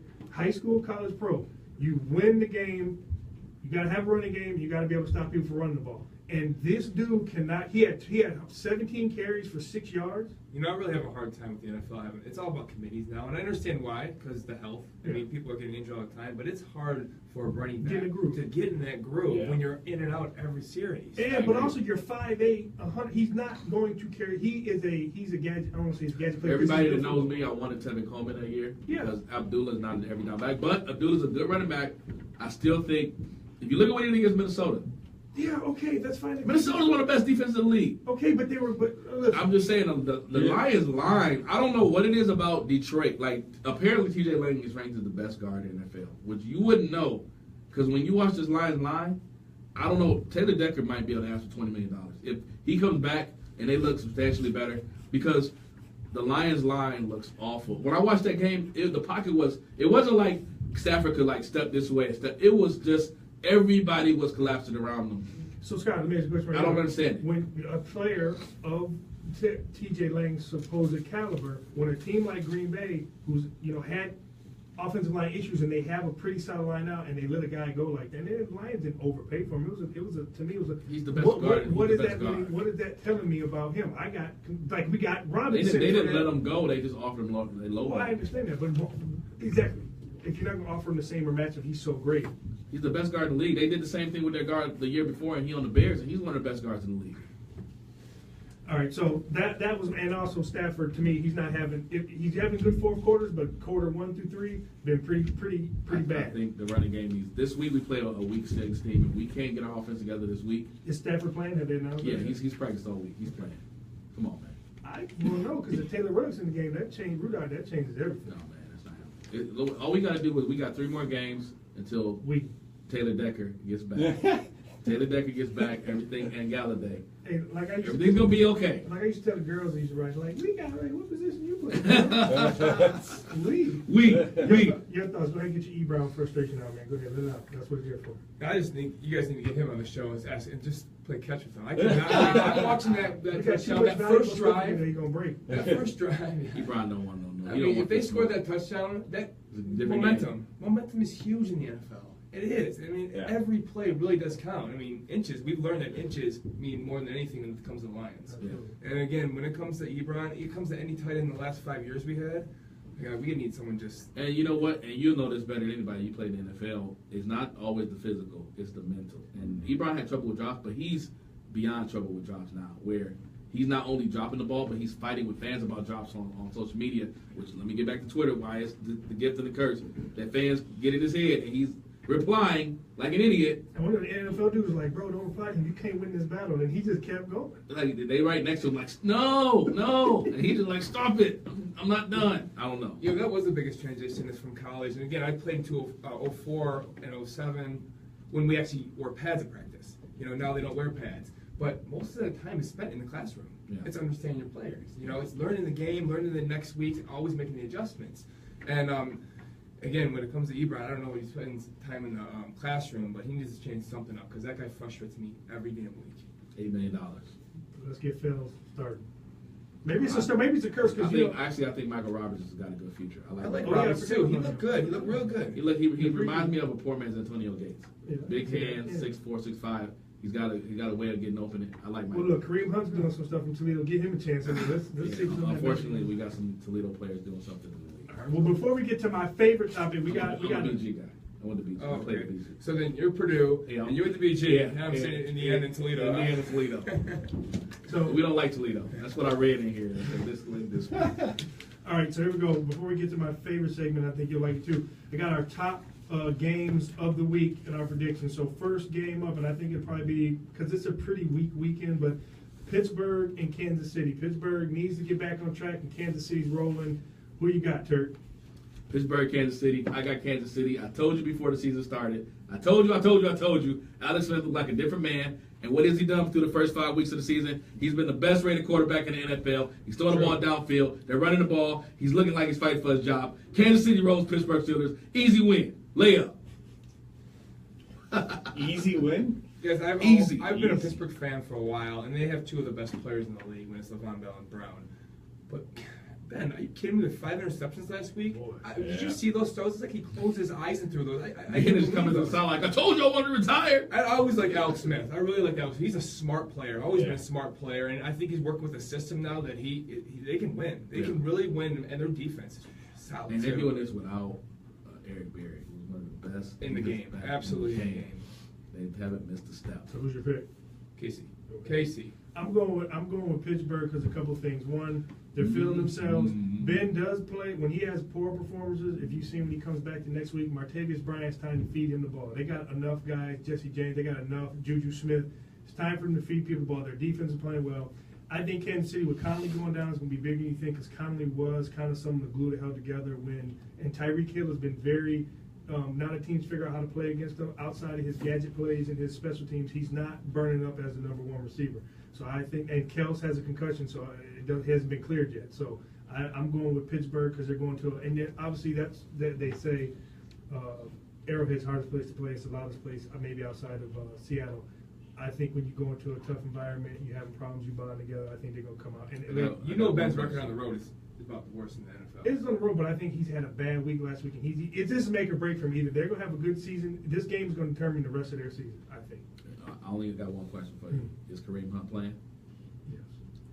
Kansas City. Okay. Next Went to game. Toledo. We got the two young pup teams that look like pretty good, and they're coming up. We got the LA Rams heading to Jacksonville. Who you got? Woo, this is gonna be a good one. I like Jacksonville. That defense is playing lights out. The head coach came over from Seattle, and he's finally got his guys in that mode of what he wants to do. And Jalen Ramsey's probably the best quarterback in the NFL right now. Leonard Fournette, he's healthy. Look out for that. It should be a good game. I love what St. Louis Rams have done. I told you Jared Goff was gonna be one. How many times do I gotta say I told you? It took him long enough. But I told you Jared Goff was gonna be one of the most improved players in the NFL. Well, but they improved the weapons around him as well. Well, that's part of building a team. But You he can't has get all got at he once. is light years ahead. And Gurley's running the ball well, so as long as he keeps running, they got. Yeah, I love the St. Louis. I just don't think that right now Jacksonville's playing too good defensively, and they're running the ball with Fournette. I like Jacksonville. I like Fournette too. He's looking good too. I like Jacksonville. They're on a roll, and Jacksonville's been down for so long. I think they got the momentum too. LA, I like LA too. This is actually a good matchup. Really good This is a matchup. game that I would like to see. And these teams have been down for so long. And it's Like, nice if to I'm see. if I'm somewhere these watching guys games, up. I'd watch this game. This is going to be a good game. It's a lot of young talent on that field. Jacksonville really stepped it up. I am excited to watch Jacksonville do something this year. I did pick Jacksonville. The only thing that has me concerned is you still have Blake Bortles, who I don't think he's thrown for 100 yards yet this season. So I'm going to still say the defense is lights out. I watched them last, especially in the back end. So I'm going to go with So Jacksonville. they contain Gurley, which is their Yeah. biggest weapon right there. And Maybe Ramsey, Goff throw the ball. takes away Watkins. Watkins he take away himself. He had 2 catches in 3 weeks. Like I don't know what's going on with that. I don't know if he's hurt. Is he not a good route runner? Is Goff just dropping to lower routes? Well, Cooper, I think what was the Cooper rookie Kupp. is very good. He's been very. Goff is throwing a better ball. I don't think the timing there with the quarterback and the receivers are exactly where they need to be, but it's improving. Yeah. And again, he's only 2 years in the league, so there's a future for that He team. gotten better. All right, next game. I think this is going to be a good one. It's an old school game. It's Green Bay at Minnesota. What you got? Man, Sam Bradford is done. I just think that there's enough film on what's his name, number 7 from Minnesota. That what's his name? I can't remember number 7's name in Minnesota. Backup quarterback. That's his name. Case Keenum. Case Keenum. Yeah. I think that Green Bay is going to win that game. Aaron Rodgers is, it's hard to stop that guy when you got the ball in his hands. I got the Packers. I have, by far, the Packers winning this whole thing this year. Okay, I'll say it now. I think Aaron Exclusive. Rodgers. Exclusive. First take. Aaron Rodgers, and you see him that 2-minute drill against Dallas on Sunday. That was- Amazing. I love watching. There's two players, Tom Brady and Aaron Rodgers, in the 2-minute drill. You can't stop him. But I think Aaron Rodgers He handles wasn't this thinking. team. It was just. Handles this team very easily, and with how they're moving right now. I actually agree with you as far as the offense of Green Bay, but some of the teams in the NFC I don't know if their defense can hold up in the playoffs, especially. And I know he's good in playing in bad weather, but I do agree with you. He is in the prime. You know, they say athletes are in their prime between 28 and 32, so he's hitting on all cylinders. He wants it bad this year. It really does. I got Minnesota. Just they're playing in the dome. That defense is lights out. I like the way McKinnon's running the ball. I like Latavius Murray wake up. And the offense just seems to move at a faster pace with Case Keenum because he's from Houston to Edwards. He's that line, spread them out, throw it. I just think it's probably gonna be a shootout. But if it comes down to Rodgers versus their defensive, I'll take Minnesota's defense. So, but I think it's gonna be one of those last possession games, 3-point game, some of that. I think it depends where Minnesota's going to leave him. I mean, if Green Bay starts on the 50-yard line every day with most of the snaps, Aaron Rodgers is too strong for them. And defense is good, wins championships, but this is just a regular season game, in-conference game. I like Green Bay this whole way. Okay, we're gonna write all this down and we're gonna call you. So we got tonight's game, Philadelphia, Carolina. What do you got? This one's a toss-up. I'm watching Carolina live. Cam Newton looks like he's on a mission right now. He's throwing the ball as well as I've seen him lately. I like Carolina in this game. Where's this game at? It's at Carolina. I do like Cam. In about He's about looking an good. hour and a half. But I like Wentz too. Wentz is playing This is really a good. well. This is the best Thursday night game I've seen in a while. Matchup. Philadelphia, they got good receivers. I really like Blunt. I really like Blunt on that team. I mean, he may have not got in there. You got the mesh yet, but he's coming along really fast. And with Smallwood being out, Clement from Wisconsin, he's been a nice little. That was a good draft pick for him, and he's been giving him rest, and it's a good change of speed. I think it's gonna be a shootout. Even with Olsen out, they have a guy who stepped up, Benjamin or Dixon. rather. Man, this is gonna be a shootout today. One thing though, Lane Johnson is out For for the Eagles. He's one of the better left and tackles. is Darby still out too? I don't know if Darby's playing. The Eagles, Carson Wentz 2-8 without Lane Johnson. Thank Interesting you. fact. I'm used to stat guys. So there you go. Stats. I got Philly tonight for the same reasons. I just like they've got a lot of weapons. Ertz is playing very well.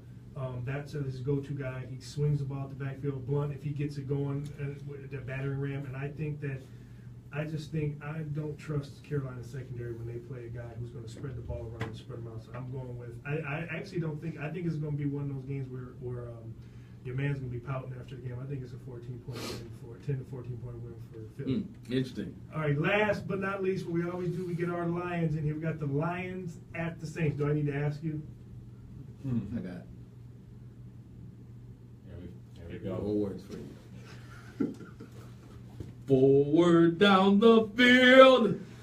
All right. All right, That's so it. there we go. What you got? I like this matchup, but I think the Lions can take them to New Orleans. I think they beat them last year too, pretty well. They did. They whooped Yeah. them last year. And I think the Lions have a little bit more momentum right now. They've lost close games, and Stafford. How much feels of Stafford? I think he can pull this one out. So I go with the Lions. I hope I don't get in trouble for this, but not so fast, my friend. Listen here. They're going down here with a hobbled Stafford, a bunch of slot receivers playing every position, a tight end that can't catch the ball, a running back, both running backs who are more gadget players than anything of pounding the ball out, and the defense, this pass rush, you got to get after Breeze. Snead is back, full speed. He's been out. Thomas is there. Brandon Coleman's been doing well. He's starting to get a rapport with Fleener now. Mm-hmm. They got rid of AP, so now Kamara's going to get more touches this week, right? And they're going to try to use him like Reggie Bush and Sproles, find the mismatches. And then Ingram still is a decent downhill runner. And Breeze knows the window. This is his last year, at least in New Orleans, probably. So I'm going. You're a with, Purdue guy, that's why. no, not even that. That's a tough place to play too. I think they were exposed last week, and I think you'll see the Saints come out and try to run the ball. And I see them. I don't think it's They Bill. didn't even run the ball that well. It was the freaking tight You end. saying he's a fanboy, Scott? Fanboy Rocco. agrees. Come on, man. Maybe it's the black and gold. It may be either one of them. I don't know. I'm going with Stafford so- lights them up this week like a Christmas tree. So I'm excited because this is usually my favorite segment of the week, and I'm going to turn it over. But you should get a kick out of this. It is pretty funny, and I don't know. There might be a surprise this week. I know we talked about it. So without further ado, it's our bum of the week?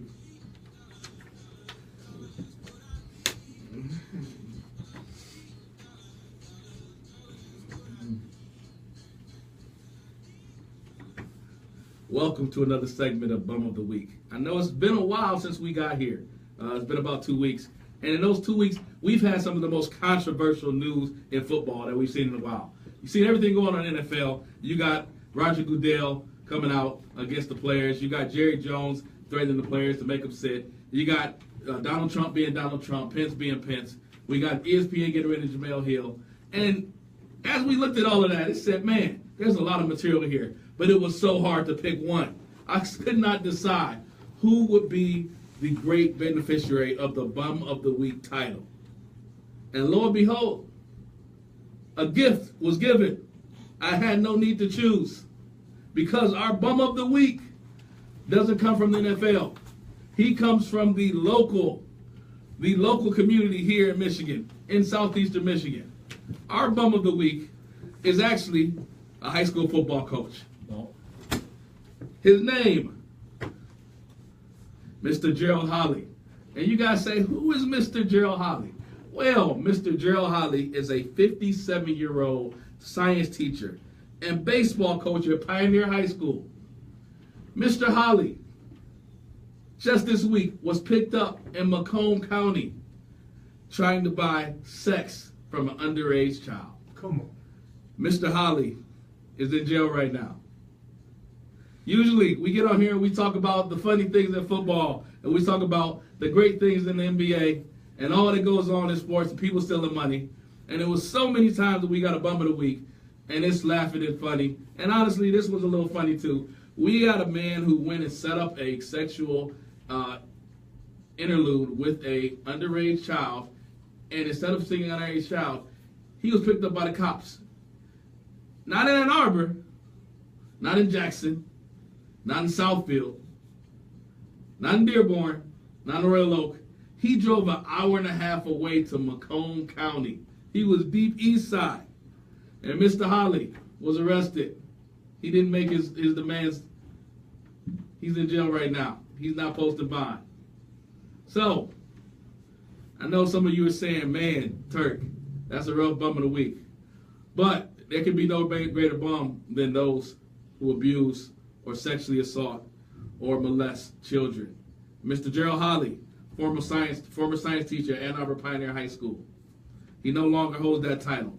He was the coach, Pioneer High School. He no longer holds that title. Instead, Mr. Holly will forever be known as the child molester from Ann Arbor who was caught in Macomb County. So, Mr. Holly's probably in jail right now. He's on the east side. He's behind bars. But somebody in his family decides to bail him out, and he's out on bail till he goes in front of a judge. You see Mr. Holly at the local Starbucks. You walk up to him, you say, hey, Mr. Holly, I heard about you on the Rocket Turk Sports Show. You grab that man by the collar. You pull him close. You smack the hell out of him. You don't put $1 in his pocket because he doesn't deserve it. You say, hey, Mr. Holly, have fun in jail. No more teaching. People going to be teaching you because you're the bum of the week. Man, that got me off because we had talked about some things, and I was thinking, boy, you caught me off guard. Caught you off guard, man. There was a lot of obvious ones, and you. Oh, there was a lot of that way, obvious. yeah. You know what? Honestly, it was so many ones that it was hard to pick one out of all those obvious because they I were thought all. we were going to have two this week. Yeah, that's I said I might have to pick two, and then it was just like it was almost like the veil was lifted, and Mr. Holly just walked out. He was like, "Pick me, pick me." I mean, high school teacher, Ann Arbor Pioneer. Drives to the east. I mean, I don't know. Let's just sit back for a second again, because Brother Rice, former Brother Rice student, he has that show, To Catch a Predator. What's his name? Oh, Chris Hansen. Yeah, Chris Hansen, former Brother Rice student. And you watch this show, and you're like, man, these guys got to be stupid, setting this stuff up, walking to people's houses, and this guy sitting here, and they're like, oh, I'm so sorry, I'm all sorry. I don't know what I was thinking, you know. And then they like think they can get away, and they get arrested, right? But, dude, you're 57 years old. You teach at a high school. You get online, you set something up, you drive an hour and a half away. Like, at no point in none of this, and I know it's probably a sick, demented person, did you think that, man, this would be bad if I get caught? This is a bad idea. You went through with it, now you in jail. Life's over. Well, you know what? I can't say what I would say, but I say bumble. Hey, I mean, he's gonna learn. And here's the thing: we all know this, especially if you're from areas we grew up. To go to prison, there's certain things that you go to prison for that ain't good. You better tell somebody you robbed a bank or shot somebody. You shot somebody. You went in there, you molesting the kid. Boy, it's gonna be a long time for you, sir. And you a teacher? You a teacher in school, and you went and molested a kid. Woo.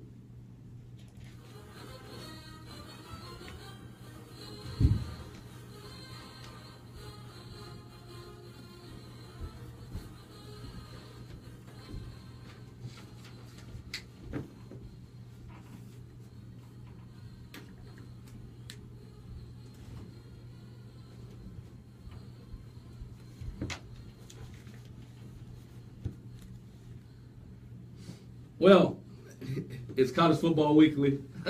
That's on me. Sorry about that. You're right. Oh man, I gotta read this. And when we talk about this topic, I am a Michigan fan. Rocco's a hater. Scott, I don't know where you stand. First topic: Is Jim Harbaugh the most overrated college coach? Now, this year of all time. What is this? What are you asking? I'm asking what's been in the media right now after this loss to Michigan State. Obviously, they dove into his record over his he's 27-4, but against Ohio State and Michigan State, he's 1-4, and against he's 1-1 in his bowl games, but against a top tier Florida State team, he lost. So the question has been, he's come in and he's punched the kids in the mouth that he's supposed to beat, but the ones he goes into, he has the games that matter, that set up the end of your season, he can't get over. So and I think why is he the most overrated coach is because of all the sensationalism, everything that comes with Jim Harbaugh. If you get that, you figure you want some results, and right now the results are we can beat all the chumps, but the cream puffs, but with the teams that matter to get us to where we want to go, he can't do it. So with the amount of money he's making and the amount of noise and problems that he always seems to cause, is he the most overrated coach in college football? Scott, I'm gonna let you go first. So I'm kind of torn because I'm a Michigan fan, grew up in a Michigan house. Go Blue. But I married a Michigan State girl.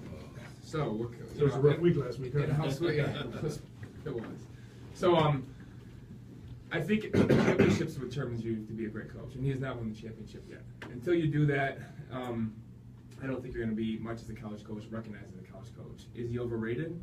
No, I think Jim turned the program around. Remember when he took it over 3 years ago? It was bad. It was real bad. But my concern is, you're a quarterback coach. Who's your quarterback? A quarterback is not leading this team, and you're known for this. So my concern is, what's going on with the quarterback? Because you said this, this is your forte. This is what you do, but he's not doing that. So is he overrated? No, I don't think he's overrated. But I do think there's some concerns of what's going on with your recruiting or your coaching, or why can't you beat Michigan State? Well, I want to say this because he always jumps on me, but I have I have we are a media show now, so we all have sources. He's got sources, I got sources, so I do have some people in Michigan, and so whenever I ask questions and I get stuff, and he always like, well, I have to have your source, or I got to talk to him, I got to know what's going on. And so some of the things that I feel that are happening, he may not be overrated, but what he's doing is he's burning his players out, just like he did with the 49ers in a way. It's cool when they graduate every 4 years. I understand that, but what's happening is he's burning his guys out. He's extremely tough on his quarterbacks, which I understand. Now, I will give him this. Brady Hoke did bring talent to the program, but the quarterback situation wasn't great, right? They had Ruddock, they transferred in, then he didn't really like Spate that much, and he had to go with him. Then O'Korn has not been what he thought. So they got Brandon Peters, and what the word is, Brandon Peters is, Pep Hamilton loves him, says he's great, he's this, and that, but he just can't, he's having a hard time picking up this offense. But here's the other thing, and I knew this before it kind of got out, is that no matter what, whether it was Drevno or now Fisher or even Pep Hamilton, these guys, they call the plays, but it goes through his headset. So they may, and I dealt with this when I coached at Farmington. When Pacey, the coach from South Lyon East, was here, he was the offensive coordinator. He's making the play calls. the head coach would say yes or no. And Pacey's making the right calls, and the head coach is changing them, and the outcome of our game is a lot different. But Pacey gets the blame, right, because it didn't look good. So I think part of the problem is, and I think Harbaugh lost that Iowa game. I think all these losses are on him because sometimes he might think he's the smartest guy in the room, and he's not. And I think he's not putting the trust in his. And he's run some coaches off that are pretty good, namely Tyrone Wheatley, who's going. Yeah, okay. But he was a person that stood up to him. Nobody wants to stand up to him now. There's he didn't mess with Don Brown. All right, well, my turn. Go ahead. Okay, let's calm down. So yes, he's overrated. Michigan's got the #1 defense in the college game. Like Scott said, my biggest concern is about quarterback. But what does he coach? He doesn't coach defense. Well, he coached the whole team. He's Don the Brown head coach. coaches. He's the head coach. Don Brown coaches defense. But He he's don't the head mess with coach. the defense. He's the head coach, so he recruits those guys too. The biggest problem with Michigan is at the quarterback spot. I think if Spate doesn't get hurt, I never thought O'Connor was They're any not good. running the ball either. I never thought O'Connor was any good. I always said the team was going to be as good as Peters was this year. Right. Since he's not playing, We both said we that. said that at the start of the season. This is where people need to calm down, all right? Through the first 31 games of a new coaches in college football, there's the first person of all time. They have a record of 28-3. Who do you think that person is? Urban Meyer was 28-3 in his first 31 games. Number 2 on that list of all time, the best record of the first 31 games of college coach career at a new school was who? Jim Harbaugh, 24-7. We're talking about the guy who has the second best record of all time at a new school, and we're talking about he's the most overrated coach. I think we need to pipe down and realize that. Stats are stats. It is. Yeah, And we who gotta rates realize it? that. Who's rating them? Yeah. That we gotta realize social some media? stuff is a little bit overblown. I mean, Nick Saban's on that list too, but he's I not on don't that care list. about that. I'm talking at I brought up the 1 and 4 versus your rivals that are important, and the big teams that you play, Florida State. And I you think, beat. I don't want to make excuses, but I'm about to make one. That 3 of those games were like within inches of going either way. So I mean, honestly, But I would say Three of this them. though: when Three it of them. comes If it's within inches, count them as wins. no, you don't. But I'm just saying, you're not like the dude who gets blown off the I didn't doors say- blown I when off. it comes to college football, we want to see them beat Ohio State. We want to Yeah, see them beat absolutely. Michigan State. They can lose against everybody else, but when we beat Michigan State now, they're huge because they beat Michigan. But I just think we need to go back and look at Nick Saban when he got the bat. I think people see Nick Saban now and expect that to be what that. Nick Saban is not just a good coach; he's a program builder. He's built a machine in Alabama that was never like that ever at Alabama. And I'm talking about going back to the LSU, LSU would have probably been the same thing if he'd have stayed. Because it was going that way. He was Okay. there for a year Maybe. and won a national championship. Yeah, maybe it was going to be that way in LSU, but I'm saying he's built a machine at Alabama, Yeah. and I think early on they were not a machine. They No, were his- winning. His They were first year losing was 3-4 was games. 7-6. He was Yeah. 7, but after that, he hadn't lost more than 2 games in the season. Okay, Harbaugh's lost what 3, 2 years, 3. A little tougher era Three. when Saban in the SEC was a little bit tougher. than How that. you playing an extra game now? It was a little bit tougher as far as the competition. There's games that you know that he's not going to lose to Rutgers. They're not going to lose to Maryland. I think IU will just be a tough game this week, and most time you'll be in there. Not going, Purdue. That's what I'm saying. Purdue was tough. It shouldn't have been Purdue. I'll take Purdue's a good team, but we are building, and they took them on the ropes. Michigan State is a team that is kind of in disarray because of what happened off season. Beat them. What IU? I think that 5 turnover. I think that game I mean, you lose the game, you lose the game. But you look at that game, 5 Okay, well, turnovers. The you only weather. win by 4 points. Well, okay, let's Yeah, fast. that's what I mean. turnovers. It's a freak game. Let's dude. let's fast forward. Michigan State. Wisconsin. Do you think they're going to Wisconsin and they're going to Penn State? I think those are both. Wisconsin maybe should. I think Penn State's a loss, and I don't think they can beat Ohio State. I don't think they're at that talent. Actually, I think they can beat Penn State. I think that Penn State and Wisconsin are more likely than at home against Ohio State. Actually. I I think Penn State is Did you very ever play at beatable. Penn State? Yeah. That is a tough place to play, Very and it's a loud, night very game, loud place and it's a to play. whiteout. It is a tough place to play, and if they lose to Wisconsin, they're fighting. They're probably done with the playoffs. Now they're just fighting for how is he reacting now? Because I heard this week practice, it's been miserable up there, which maybe it should be. Should be. But it depends on what type of. Honestly, it needs to be miserable for the offensive line and the quarterback It and the doesn't- receivers. I don't, Honestly, I don't believe in that though, because at Purdue we lost to Toledo. We got ran by Toledo, and we had Notre Dame coming up. And when I got into Coletto, it was about punishment, run you in the ground. The next week when we lost to Toledo, they came in there. It was about this is a new game, this is a new week, and we went out there and beat the dog break. Right. yeah, but it's different. It depends on the people. Rago, it's Purdue's fault because they didn't have good enough facilities the week before. Yes. Oh, yeah. Yeah, it's the heat. Scumballs. All right, we gotta move on. So that is what's the next Number one 2, we got? is the Big 12 in danger of missing the playoffs again with Oklahoma's loss last weekend. If they lose to Texas, which I think could happen down there, because Texas got a good offense, and Oklahoma depends on how they come into this game, whether they're limping or whether they had an attitude adjustment. If Texas beats them, it's all resting on TCU, who I think has a tough game against Kansas State. I think them are one of the Pac-12 teams that can get shut out, and I think right now it's the Big 12 that can get shut out again. That's my opinion. So I think one team from the Big Ten, one team from the SEC, Clemson or one team from the ACC and or from one the team from the Pac-12. ACC. Yeah, absolutely. Big 12 could get shut out, but so could the Pac-12. There's a chance there. A second, I don't see a second SEC team making it, but there's always a chance. I just think Oklahoma, if they went out, that they're going to be there. And I think that what happened to them, if you look at what happened to But Michigan, here's if the we thing. say Michigan State was a freak, which it was. Yeah. What happened to Oklahoma, Iowa State was the Right, craziest but thing you now, could but they think. also have to play Oklahoma State at the end of the year. That's not that. But and they're in the same position. I just as think well. that Oklahoma must have been in the law because they lost to a linebacker. They Basically. played quarterback Basically. for one game. Which, I mean, we're not talking about a backup. We're talking about the dude who played linebacker, who they moved back to offense for one game, and he beat you. He didn't just beat you 13-10. He beat you 38-31. And it was whatever the problem was on defense, because Baker Mayfield and them, you Yeah. put up that many points. He's supposed the to win. defense, Yeah. The defense, you Yeah. know. So, what about you? You know, I actually really loved Oklahoma at the beginning of this year, but this game that they lost, I think that's more on coaching. I think Oklahoma is a really good team, but when you go to these are kids. These are 18 to 22-year-old kids. Remember that. You've got to motivate them. I think this is coaching. I think Oklahoma can rebound back. Are they going to make the playoffs? I think it's going to be close. They're going to be in 5. But I think Oklahoma has a lot of talent there. I think the coaching needs to motivate them the right way to recover from this loss. I also think it's a dangerous game because Texas they're doing okay. Like I said, offensively they're putting up points. They're staying in games. I think this is the game. If they win, it can turn the corner in recruiting for them and get them back on track too. And Tom Herman's first year, I don't think there's any problem that Texas is coming back.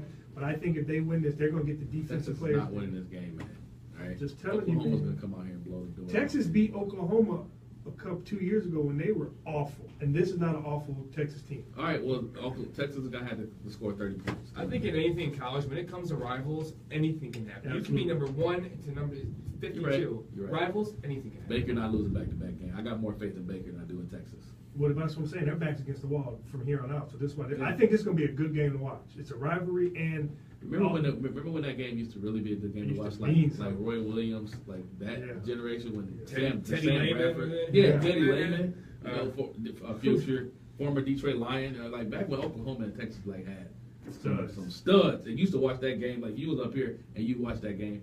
And now it's just a like, video oh, game. is it on? Every time You I know? look up, it's 60 to 59. Yeah, but it just don't feel the same. They don't have the star power on them. I feel like they used to, which is unfortunate. I think the star power is kind of spread much more evenly throughout the whole country. Yeah, now. it's It's not not just unless it's Oklahoma, Alabama. Notre Dame. Except Alabama. Yeah, Alabama got a whole bunch. Yeah. There's some stuff going on in the water down there. We'll talk about all But no, people want to play for Saban. Yeah, there's some stuff going on in the water down there. I'll tell you as we get up there. All right, what's next? After 6 weeks, are you sticking with your 4 college football finalists? I know you weren't here, so we'll get yours. But I am going to change. I had my original was Bama, OSU, USC, and Florida State. Obviously, I wouldn't change it, but Florida State, they're done with Francois being out. I'm going to leave Bama. I'm going to leave OSU. I know Barnett is still out on. I know he looks good against these bad opponents but maybe these bad opponents is what he needed to get his timing and his understanding of pushing the ball, what he needs to do. USC, I still think they're strong. I like to see them, obviously going to be against Washington, is going to let us know. But I'm going to take FSU out, and I didn't think so, but I'm a believer in Clemson now. I like Kelly Bryant. I like what he's doing. I like that defense is better than what I thought it was going to be. So I'm adding Clemson. I'm leaving Bama, OSU, USC, and I'm switching out Clemson and Florida State for Florida State. My original, I have Bama, OSU, Oklahoma, and I don't remember the 4th one. I almost think it was Clemson. So I'm sticking with those 4. And you weren't here, but who you got your 4? I like Bama. I like Bama the whole year. Clemson, love them too. The quarterback, I think is he okay? Is he healthy? He just had a Yeah, he's baby. playing. They play tomorrow. He's playing. And depending how Penn State finishes these next couple games up, I like Penn State making the playoffs this year. I really do like their running back. Their running back he's good. The 4th team, yeah, that's a tough one. I kind of like I don't know. I like Wisconsin. To tell you the truth. Really? I like them sneaking in, beating Ohio State. I do really like Wisconsin. I've always liked them. Really, I wanted to play for them really bad too. And back in high school, I like Wisconsin too. Beating Ohio State, beating them. My sneak-in team would be what it would ruin my bracket is Georgia. Fromm's looking good. That's a They're good one. playing Georgia's playing good ball. We gotta get through this last All right. one. Top games and predictions for week 7. All right, here we go. I'm going to call this upset alert week because all these are, to me, are upset alerts. So the first game, and it's one of your schools, we got Michigan versus Indiana. I picked Michigan, but if Indiana comes out and plays like that first half, like they played Ohio State and get that kind of lead, I don't know if Michigan can come back on that. So, but I still have Michigan winning in a close game. It's at IU. I got Michigan. I think they bounce back hardball. They run the ball this week against the Indiana team that's acceptable to the run, and they get it done. That defense is still number 1 in the country. I don't expect Indiana's to go out there and go crazy. You know, if you want to talk about that game, I actually liked Indiana for the last couple of years. They've been rebuilding, but I think Michigan's defense is too strong for what IU does. And they got a good offense. They really do, but I think Michigan has a little bit too much for them. Okay. Next one, another upset alert is number 10 Auburn versus LSU. Auburn looks good. I mean, they don't look like the same team. They got smoked earlier in the season. But I like LSU. I know they got beat by Troy, but they're coming on. The running backs are getting healthy now. Etling's they're starting to understand what his limitations are. And you're playing at Death Valley at night. I like LSU. Turk? In this one, I'm going to stick with Auburn because I think that their running game, I really like their running back. So I think LSU is like a dead. I think they're dead, honestly. I think it's over for them. Auburn really looks good running the ball. I don't think LSU does anything well. I agree. Actually, I actually lost faith in LSU probably the second game of the year. I don't think they do very good at all. I think Auburn takes care of them pretty easy. This one I put on upset alert because it's number 6 TCU versus Kansas State. I know they beat TCU looks good. They look good. But I'm going with what you said at the beginning of the year. K-State is kind of like Iowa. They can run the ball. They play good defense all their game. Even their losses have been close. Mm-hmm. They're going into Manhattan. TCU's kind of feeling themselves now because they're kind of in first place and they know it's their ball to drop. I know the coach can't think of his name right now. He's a great defensive coordinator. I just think this is an upset special waiting to have brewing down in Manhattan. One thing about TCU, why I like that team, and I like what you guys said about a sneaker, is that defense travels, and they have one of the better defenses in the country. I think they're going to Kansas City, and I think they're going to Manhattan and against Kansas State, and they get the job done. I'm TCU. I actually watched them last week, and I was really impressed with their offense. I like what they're doing. They're moving the ball really good. All right, this one is another, I think, on upset alert, even though my number 21 MSU now, after beating Michigan, is taking on Minnesota at Minnesota. Minnesota got beat by Purdue last week. It was kind of, they had the momentum, and then that rainstorm came in, and then Purdue kind of picked it up. It was also an emotional weekend because Coach Tiller passed away, so they were doing a tribute to him. I think Minnesota's a good team, though. They have been doing pretty well up to that point. Michigan State got a big win. Is it going to be a letdown going up there? I have MSU, but I think it's going to be a down to the wire, maybe last field goal, but I got MSU. If this was the old Bobby Williams MSU, I'd say yes, but I think D'Antonio's going to have these guys ready to play, and I think they're going to take care of Minnesota. Both of those teams, PJ Fleck is building Minnesota to be what Michigan State is. They're just not there yet, but they're playing that Michigan State type ball. I think Michigan State wins that matchup of that type of system. I feel like this game of last week really set Michigan State's tone up. I like their run game. I like their defense. I like how they're playing together as a team, and I like their coach. Their coach has always been good to me. So Michigan State keeps going with what they have. All right, and we went over this real quick again. I got Texas over number 12 Oklahoma in the upset of the week. I got Oklahoma in that game, man. Baker Mayfield's not going to let it happen. Yeah, Texas ain't going to have this one. This is Oklahoma the whole way. They're going to rebound. They needed that shock. I think good teams need that kind of, oh shit, we're human, we can get beat. But I think this goes back to the coaches saying, hey, we got to get this up, guys, and motivate them again. And this is our other quick ones. We got Ohio, because we always break our schools down. We got Ohio versus Bowling Green. I'm going to take Ohio because Bowling Green's just showed me nothing all year. What you got? Come on, man. Bowling Green, we actually beat Miami of Ohio last week. And this is homecoming weekend. We are not losing this game at home. Let's go. Falcons. Let's go! All right, I got Purdue and Wisconsin. I got Wisconsin winning. Purdue's good, but I think it is hard to play at Camp Randall. It's wild up there, and I don't think they're there yet. We got Western versus Akron. Who you got? There's a hell of a matchup. Come on, man. What's Akron? Where are they at? They're awful. All right, let's go the Broncos. They've been all football. 7 OTs last week. And Crazy. this is the last one. We've never had this before. Two-person went to 2 schools, but we got Toledo rolling up to Central. That's Who you got? You got Toledo. I like Toledo. They're a good team this year. You They've worried been about good for a Shane while. Morrison? You worried about Shane Morrison? Sugar Shane? I like Toledo. I'm gonna stay with Toledo. All right. All right. Those are our picks. We're gonna keep up. I need to catch up with Turk. I'm still down 1 game in college, 2 in high school, but we're closing. All right. Well, now anybody that's just jumped in, we have you've been hearing this stranger's voice on air. Who is this guy? His name is Scott Gennard, and he is the owner of and a personal trainer of Pulse Fitness. So obviously we don't have to give you the regular introduction because you've been on the air with us, but just how we always start this off, just give us a little bio of yourself, kind of from where you were at, how you got into sports, and then how you got to where you're at now. So I'm a local guy from Redford, went to Thurston High School. Thurston? That's right. Ended up going to getting a full ride to Indiana University. Went to Toledo as well. Long story there. That's a whole hour topic there. Ended up going to Cal State and then getting picked up by the Detroit Lions coming home. Very lucky to come home too. I almost ended up in New Orleans, and then I could always use knee injuries, and that happened. I got injured, but the fact is I just was undisciplined at a young age and went to the NFL. Spent about 3-4 years there. Got some cup of teas there. Felt good. Met some great people. And then left in 2007. Spent 3 years in Europe as well, NFL Europe, Hamburg Sea Devils. And then after that, I am going to high school coaching for a year. That wasn't for me. Going from the NFL, then I found going to high school coaching.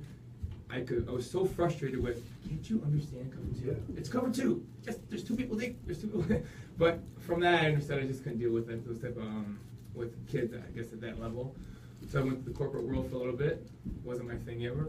And then I ended up starting my own business in 2012. Pulse Fitness. We have 2 locations. One in Amarillo. We have one in Detroit. We're opening a new one up in Pleasant Ridge. That one's our big one. That's 22,000 square feet. It's going right across from right on 696 and 75 interchange. So How big is the Royal Oak one? So the current Royal Oak one is 6,300. Our downtown Detroit one is 12,000, and then this one we got 2 levels. Got the shower, steam rooms, 2 classrooms, cycling. Really? We're going all out on this one. This is the beast house. This is the flagship. I found out that right now is the opportunity for our industry to really grow, and if I don't take it now, then someone else is going to catch up. And we have a lot of momentum going with our business, and again with the industry doing as well. People are so aware of health and wellness now. The awareness is out there everywhere. Yeah. I mean, social media. You can't flip it on without saying, "Hey, get healthy, work out, sports is everything right now." So we're taking advantage of it, and we're going to move forward. We need to make sure we get we got Scott here with Pulse Fitness. We want to make sure we get some addresses for those 3 locations, right? Yeah. Royal Oak. Where's the one downtown Detroit? So downtown is right on Woodward, 500 Woodward. It's the Ally Center. We're the new Ally Center. So we're in between Campus Marches and Hart Plaza. We're right in the middle of it. Nice. So we're where the Q line stops, actually. Oh wow! Yeah. I know exactly what you're doing. Okay. It's okay. a large building. Looks like a crown at the top. And what's helped built the Q line? Yes. Place contracting infrastructure. Yes. I know exactly where you're at. Perfect. And actually, one of the owners of Blaze Contracting lives in Pleasant Ridge, so I have to tell him about the gym because he's a health nut too. Let him know. So let me ask you a question, because our stories kind of are similar, and I was in the same situation where once you get out of sports and then you go into the business world, what was it like your transition from football player to an eventual business owner? I think and again, like you just said, it's very hard letting go of football. Anyone who, the longer you stay in it, it's hard to let it go. And I spent, after I left, stopped playing, I actually went to Canada for it. I went to arena in Canada, bounced around, but this just isn't football to me. So I walked away from that too. With opportunities and contracts on the table, I go, this just isn't worth it to me. So I think the hardest thing was first realizing and accepting the fact football's over. What's next for you? But then also realizing I'm only 20, I was 28 at the time. There's so much more to go. So after that, it was really just understanding what's my next step, what's my purpose. My purpose, I did my NFL thing, I did my football thing, and now what's next? And accepting that, and then making the choice and deciding. And with that, what led you to the path of saying, all right, I'm gonna open up my own? Because I understand I was in the corporate thing and I just burnt me out. And you can't, in sports, you're so used to, okay, if I'm the best guy and I'm and I'm clearly number one, I'm beating it, I should move up, or I should, and it doesn't work that way in the business world, so it burned me out. What made you decide, okay, I'm just gonna open up a gym? I'm gonna open a gym. I think what you said too is interesting. Is as a football player, your demand and standard I feel is much higher what we were taught our whole life.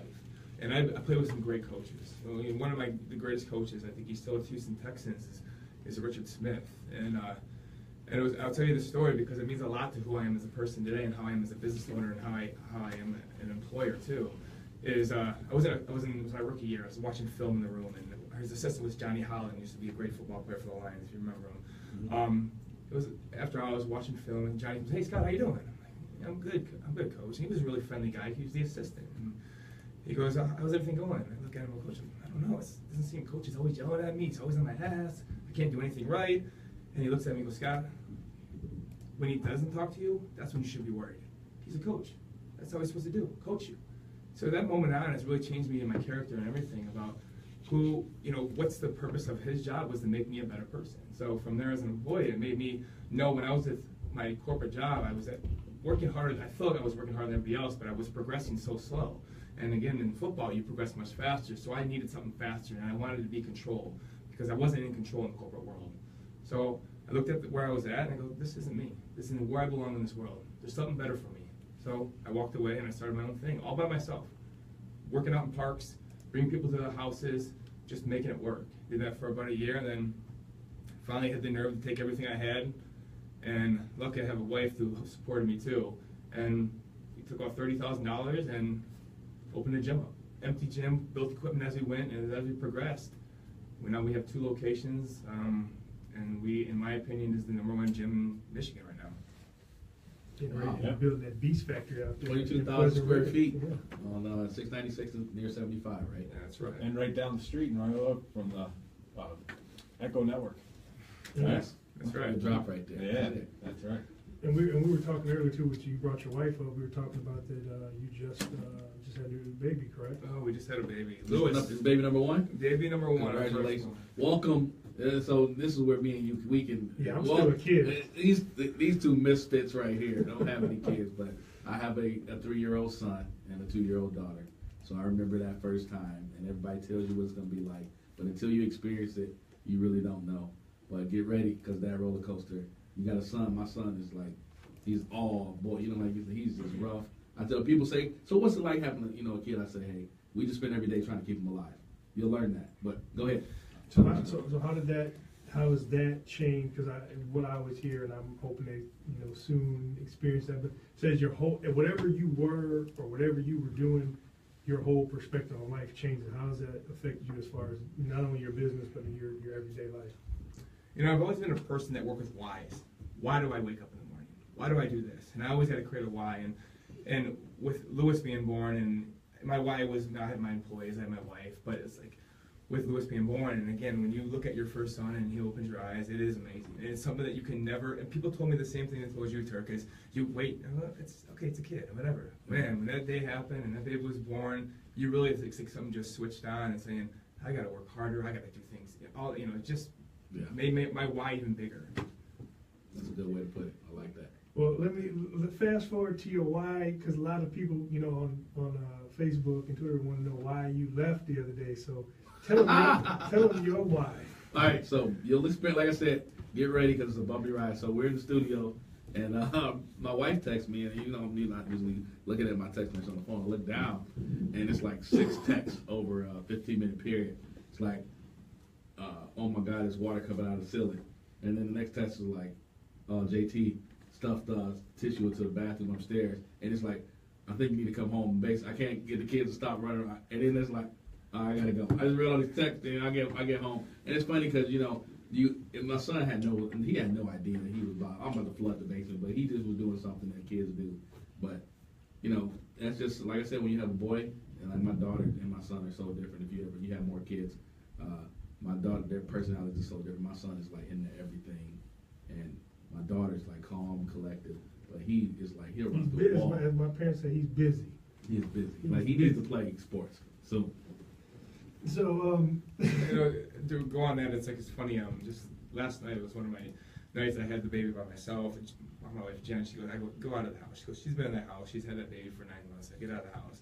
I was in there for about 2 hours, and it just keeps crying. And I'm like, I'm about to pick my phone. I gotta call Jenny. Get him over here. He needs breastfed, but I'm like, if I do that, she'll think I'm weak. Yeah. I'm gonna put this down. I'm gonna muscle this out, and then I'm just waiting. So she said, "Be home at 9. It's 9:04. Oh, Where is I've she been at? there. Like, Where are you at? I was thinking you're late." You're like, oh man.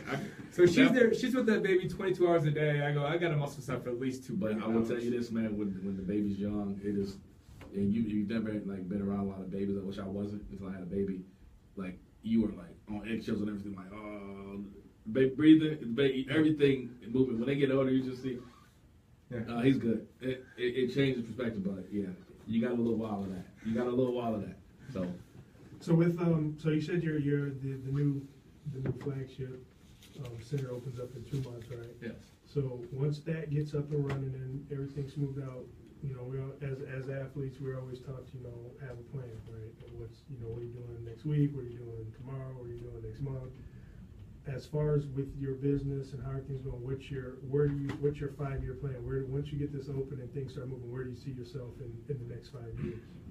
So when I started Pulse, it was actually a 5-year plan I committed to. And it's funny, it's a cliche thing to say, but I really bought into the 5-year plan. And I'm 4.5 years in my business, and I believe when I open Iron Ridge up, which is it's called Pulse Fitness Iron Ridge, is my end of my 5-year plan. My company's up and running; it can run itself. So my next 5-year plan is now to continue to expand my business, of course. But I want to be with my family. I don't want to be 60 years old and working every day. I always want to work, but I don't want to have to work. I want to work. Yes. And that's the difference where I want to be. And now I have to work. But in 5 years, I want to work. You know, I love my job. It doesn't feel like I go to work at all. You know, it's a pleasure going to where I have to be every day. But in 5 years, I don't want to have to feel like I need to go to work to pay my bills. So my 5-year plan is to put me in a position where I can choose to where I want to be, what I want to be, take a day off, have a life. So let me ask, Pulse Fitness, and you're a former football player, does Pulse Fitness specialize in one specific type of exercise, or are you guys just a gym that we're going to meet you where you are and take it from there? So, you know, when I was and I worked for a large corporate gym, and I advanced very fast, but what I found in corporate that they just give you fancy titles. You know, it's just give them a director, give them a district director, give them a VP, give them a district, you know, it was all just fancy titles, but my salary didn't really change that much. Yeah. So what we do differently, and I found the errors in the corporate world, what people hated and why they kept turning over, the turnover rate was ridiculous. So I focused more on giving people the opportunity to make money in this industry. And I'm talking about trainers. Trainers will, you know, they use it as jobs, and in my opinion, we've heard this just over broke until they find something better. I want to always create a career for people in this industry, people who graduate with these degrees and have nowhere to go, and they end up doing something that they've never even studied before because there's not a lot of money being made. So what I do differently is we focus on personal training and classes, group classes, and you get free open gym with that. But I found if you just sell open gym and you put all the services where the real retention comes from and the real revenue comes from in the back burner, it's just a turnover rate. You never have an atmosphere, which in our whole thing is personal. Everybody knows your name. So it gives us time to know everybody who joins. So instead of having 10 people join at $40, we'll have one person join, you know, and the rate's obviously higher, but we can retain them easier because we have time to talk with them, learn their story. And once people like where they come to work out, they'll stay. People want to work out. They want to continue to do it. They just want to like where they're paying and like where they're going. So our thing is really, we keep it personal and where everybody knows your name and focus on personal training. So I live in Nowhere, but I'm downtown. So what are the hours? What hours are we looking at the gym? Are we 5:30 a.m. to 9 p.m. But we're going to actually expand it to 10 p.m. when we open our downtown Detroit is 5:30 a.m.? Yeah, both. I mean, our local opens at 5 a.m. actually. And then the new one will open up at? It'll be open at 5 a.m. We'll probably close at 10 p.m. Okay, all right.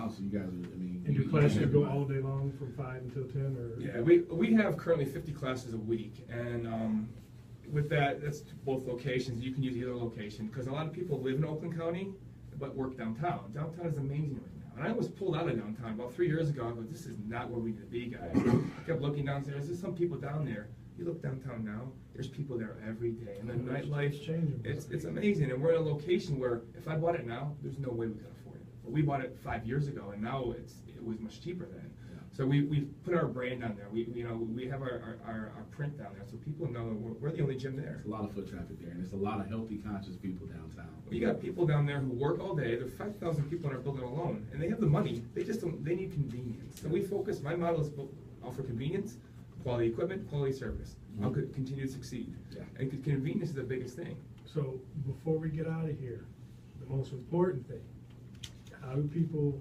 what's your website, how do people get in touch with you? Because obviously this is a sports show, we have a lot of people that, former athletes, a lot of people who like to take care of themselves.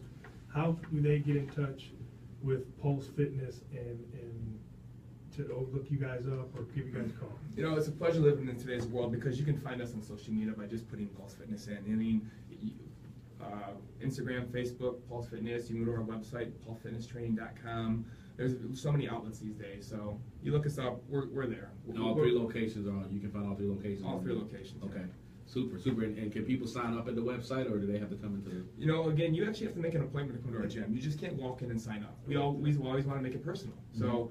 If someone's available, you walk in. Yeah, we're not going to say go away, but for most points, you can't just show up and expect someone to be available. Awesome. I like. Yeah, this sounds interesting. I want to get it. I want to check it out, and I know I'm gonna have to introduce you to some people that I know because there's some connections there with the Lions and Pleasant Ridge. Those are two big connections with Blaze Contracting.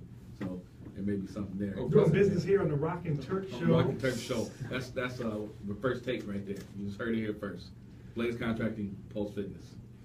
All right, well, Scott, appreciate you coming in. Thanks for sitting on the show and enlightening us with you. It's always good. Sometimes me and Turk go at it and Dom in here, but we get to get a fresh perspective and obviously someone whose boots were on the ground and you have different perspective from things. So thank you. Had a good time. Weren't nervous at all. You flow right in, man. It seems like you could be a... Yeah, man, you can come back and do it again. That was really cool. I like having your perspectives. When Don connected with me, he goes, "You just got to talk football." I go, "Really? That's all you do is talk football?" All right, I'm in.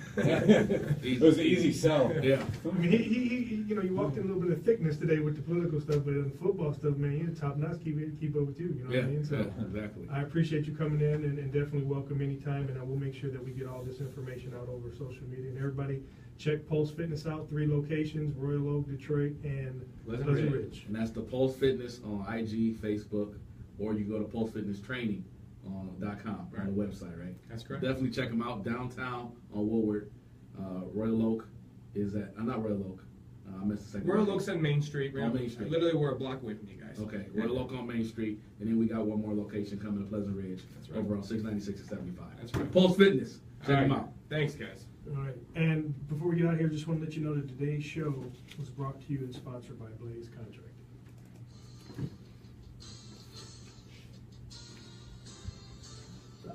Turk Sports Show brought to you. Nice show, man. I gotta get you a car. You gotta come down Any here. civil site contract. Seriously, so. You doing your outro still? Yeah. So there's probably about 100 people in Pleasant Ridge. So we're actually giving them all a deal if you haven't put his address. My vice president comes, he's got like the biggest house in Pleasant Ridge. He's a freak. So the majority of our clients, we do a lot of executive people. We work a lot of executives at Bedrock and We Bill do Emerson's. a lot of work with him. So yeah, of course. Curlin is the owner. He's a line. He used to be a line. That's what I think now. Moving that, But he was on AISC. moving that one away so bad that the Oh, we skipped fantasy. yeah. Yeah, I was waiting for the fans that need that stuff. I got you. I'll give you what you need. What you got here. We had to cut that in the football thing. I'll post. It's gonna roll right into it. Turk. In 30 What do you guys seconds. gonna do this high school? Right into the outro. No, we were out of time. We ran out of time. I had your boys on there too as the Thursdays. He came out, looked them up too to see who they were playing. They're They're 6-1. They made the playoffs last couple of years. They're not doing bad. They had a big win against Redwood Union last week in overtime. They are. Dom, is your guy still out there? They're playing Fortunately. Yeah, we'll be done 10 seconds here. Can you do a video? Snapshot. Yeah. We're gonna take some pictures of you too. We'll post. All right, here we go.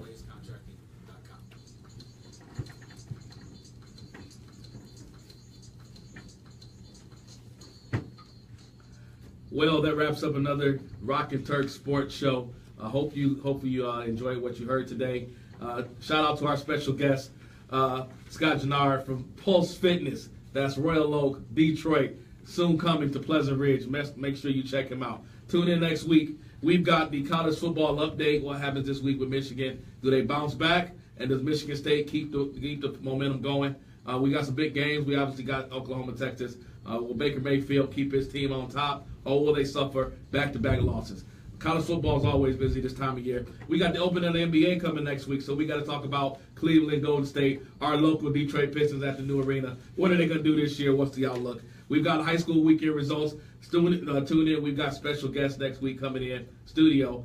Sometimes you hear us on the show have coaches in and one of their players. We're definitely going to be talking high school next week with West Bloomfield's Ron Bellamy and his quarterback Bryce Beasley. So make sure you check us out. Also, we'll be talking about your fantasy football lineups, and I'm sure it's going to be some more about what happens in the NFL. Are these guys going to stand or they going to kneel? Is Roger Goodell going to get it all worked out? What is Jerry Jones going to do if his best player sits down? We'll see what happens. Thank you for tuning in. Please check us out on the Rock and Turk Sports Show at our website at rockandturksports.com, or check us out on our Twitter at Rock and Turk Sports with a Z. We're also on Facebook at the Rock and Turk Sports Show. That's the Rock and Turk Sports Show. You can catch our live stream, or you can catch us on YouTube. Rocco, what you got? Another good show. Thanks, Scott, again for coming in. And also, we had to skip over fantasy in high school, so I will be posting who we picked and all the fantasy FanDuel and DraftKings picks for you. Hope you win some money. I got some good ones this week. Other than that, had a good show. See y'all next week. Chill. Yeah, but seriously, does Dom have the information? Yeah, that does. All right, I'm You know- get to Dom. I think about my briefcase and all my business cards. You know, Turk, I got you guys as obviously